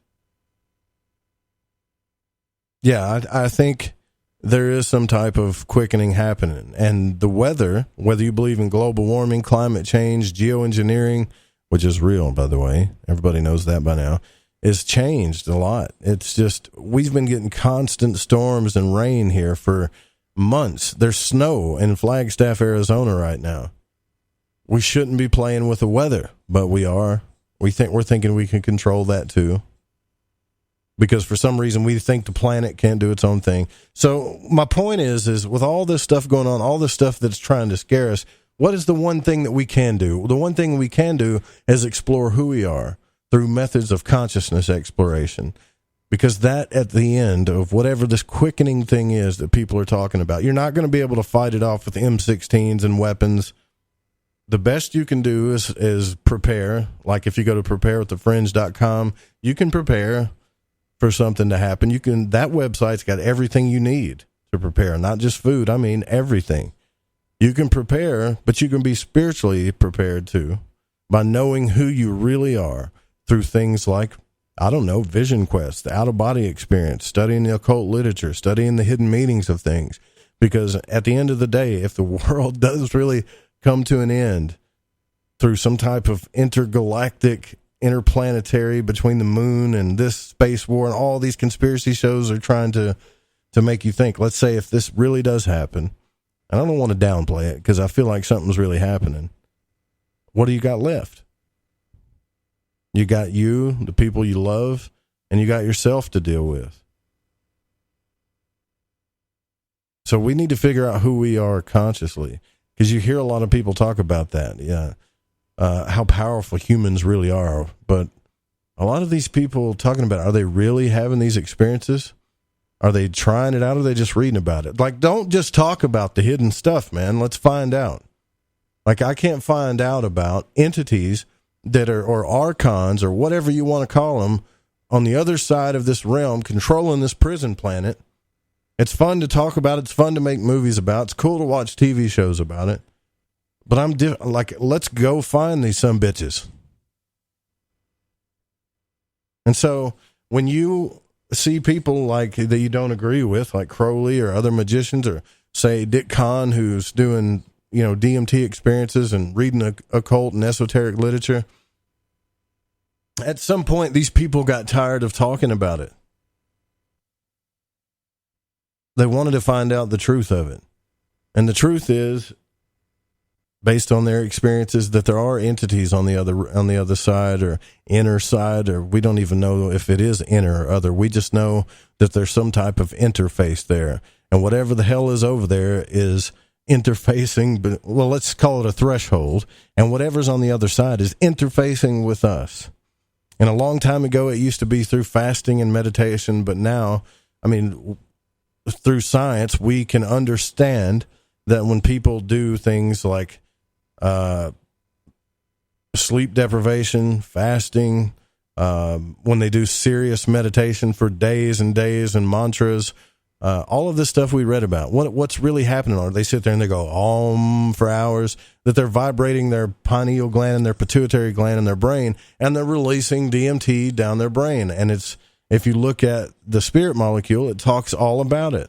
So you got to really be able to put the dots together and say, okay, all I'm saying is there's something to it. That's it. That's all I'm saying. We shouldn't just throw it out. I've got books galore here stacked up. Look, I love reading. But our time is moving so much faster. At least mine is. Jesus, my son's going into high school now. It seems like yesterday he was washing the car with a water hose and he was just barely being able to walk around. And now he's in high school and time is moving faster and faster and faster. I'm not going to get through all these books, not the ones I want to. So how do I get there? How do we figure this stuff out? Some of us may have to take a risk. I'm willing to do that to find the truth. A calculated risk, though. Look, we've got crazy stuff going on. There's even sharks coming up on our East Coast right now. There's a great white somewhere over on the East Coast. Tons of sharks are coming up on the California coast. Just all kinds of weird stuff happening. You feel it. I know you do. Something's coming, right? We just don't know what it is. I think this shark weighed like 2,130.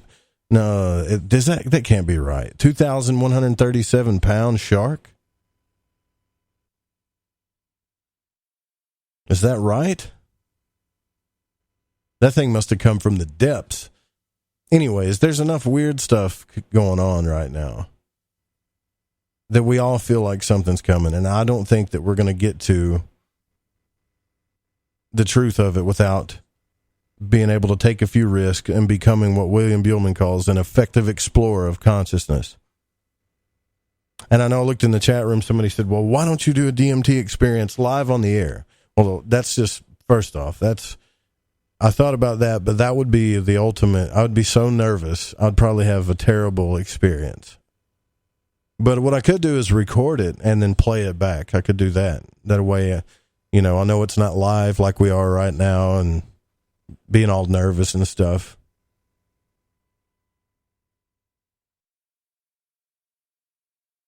The people with the money, they look at what I'm saying is look at the people with the money. What are they doing? They're trying to get off this planet. They're doing everything they can to get out of here. Why? What's about to happen? Is there something you're not telling us? There was like internal documents that appear to show how NASA wants to launch 37 rockets to the moon within the next decade, with at least 5 of these carrying astronauts. They showed the whole timeline. This guy named Birds or whatever released the documents. It could be BS, but after reading it, it looks real. They plan on putting a rover on there by 2023. That's just a few years away. They're going to do a few manned missions in 2024. This is their real timeline. And then they're going to have people, they're going to begin building the moon base at 2028. So they're having parties like Burning Man type parties out in the desert with people that are rich. about terraforming other planets. Like, rich people are meeting up in the desert, and I told you I was going to cover this more. I just got to get more facts about this. And they're getting together and talking about all the stuff they're going to do with their rockets and interplanetary travel. They want to get out of here because they know something's not right. What are they not telling us? And then we got this government thing going on for space domination above us. Space vehicles, satellites, Space Force thing. You know there's something going on. And what do we have down here? We got our jobs, TV, Netflix. They're just going to sit around and watch Game of Thrones till it all falls apart. I think that we can find some of the answers that we need through the study of who we are. And when I say study, I mean actual. I'm asking you, if you're up for it, to become a better explorer of consciousness. If that means try to have another out-of-body experience, maybe meditate a little bit longer. Maybe, if you're up for it and you're a brave soul, maybe have a DMT experience. Let's figure this out. Let's keep talking about it. Maybe we'll find answers that way, because right now there's so much stuff going on under our noses that frankly it freaks me out. And the only side they're showing us is the cool stuff. Hey, we're going to have a moon base in 2028. Yeah, well, what about all the weapons, these new crazy weapons that are out? Don't worry about that. Yeah, don't worry about that. Okay. What about all these animals and sharks showing up that have never have done before? They're just showing up. What about this weather? Right? What about the geoengineering and 5G? Don't worry about that stuff. Just keep watching Netflix. And it's cool to read about DMT and out-of-body experiences and stuff. Just don't do it, right? Because that's crazy. But I don't mind if you read about it. Yeah. The only way we're going to get our power back is when we start understanding who we really are, period. So tomorrow night, I think we're going to continue to go down that road. Dr. Jacob Lieberman's going to come on and speak with us. And Friday night is going to be our open lines night, where we have a special co-host come on. And I believe from the Mallard Report, Jim Mallard's going to come on the show for the first time. And I like that guy. He likes to talk about how it is. He doesn't mind speaking his mind. And so he's going to be on the program as well. And then we got a whole nother round of folks for you coming next week. And this ain't over. If you're wide awake like me and you're a lover of the night, we still got more broadcasting coming. Ryan Gable, the one and only, is coming up next, The Secret Teachings. We got to get out of here. Then this show was produced by me and the Fringe FM and can't be syndicated without written permission. And music was by Chronox, Bundy, Kevin MacLeod, Space Station, and the Public Domain. I want to give Pacho and Don a special shout out for helping us with the program tonight. Blake and Barbara, Dennis and Eric, thank you guys so much. See you guys tomorrow night. Good night.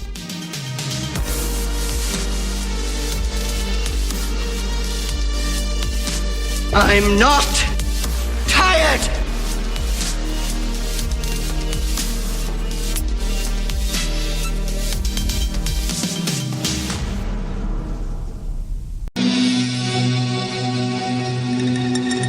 The views and opinions expressed on this program do not necessarily reflect those of the Fringe FM, KTLK Digital Broadcasting, its sponsors, affiliates, or staff. Listener discretion is advised.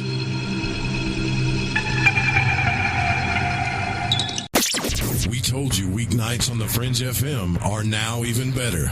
And we mean it. Do it live! Where else can you hear the best shows and the best talent? Kick off your evening with our newest host, Alex Exum, live at 7 p.m. Pacific, 10 Eastern.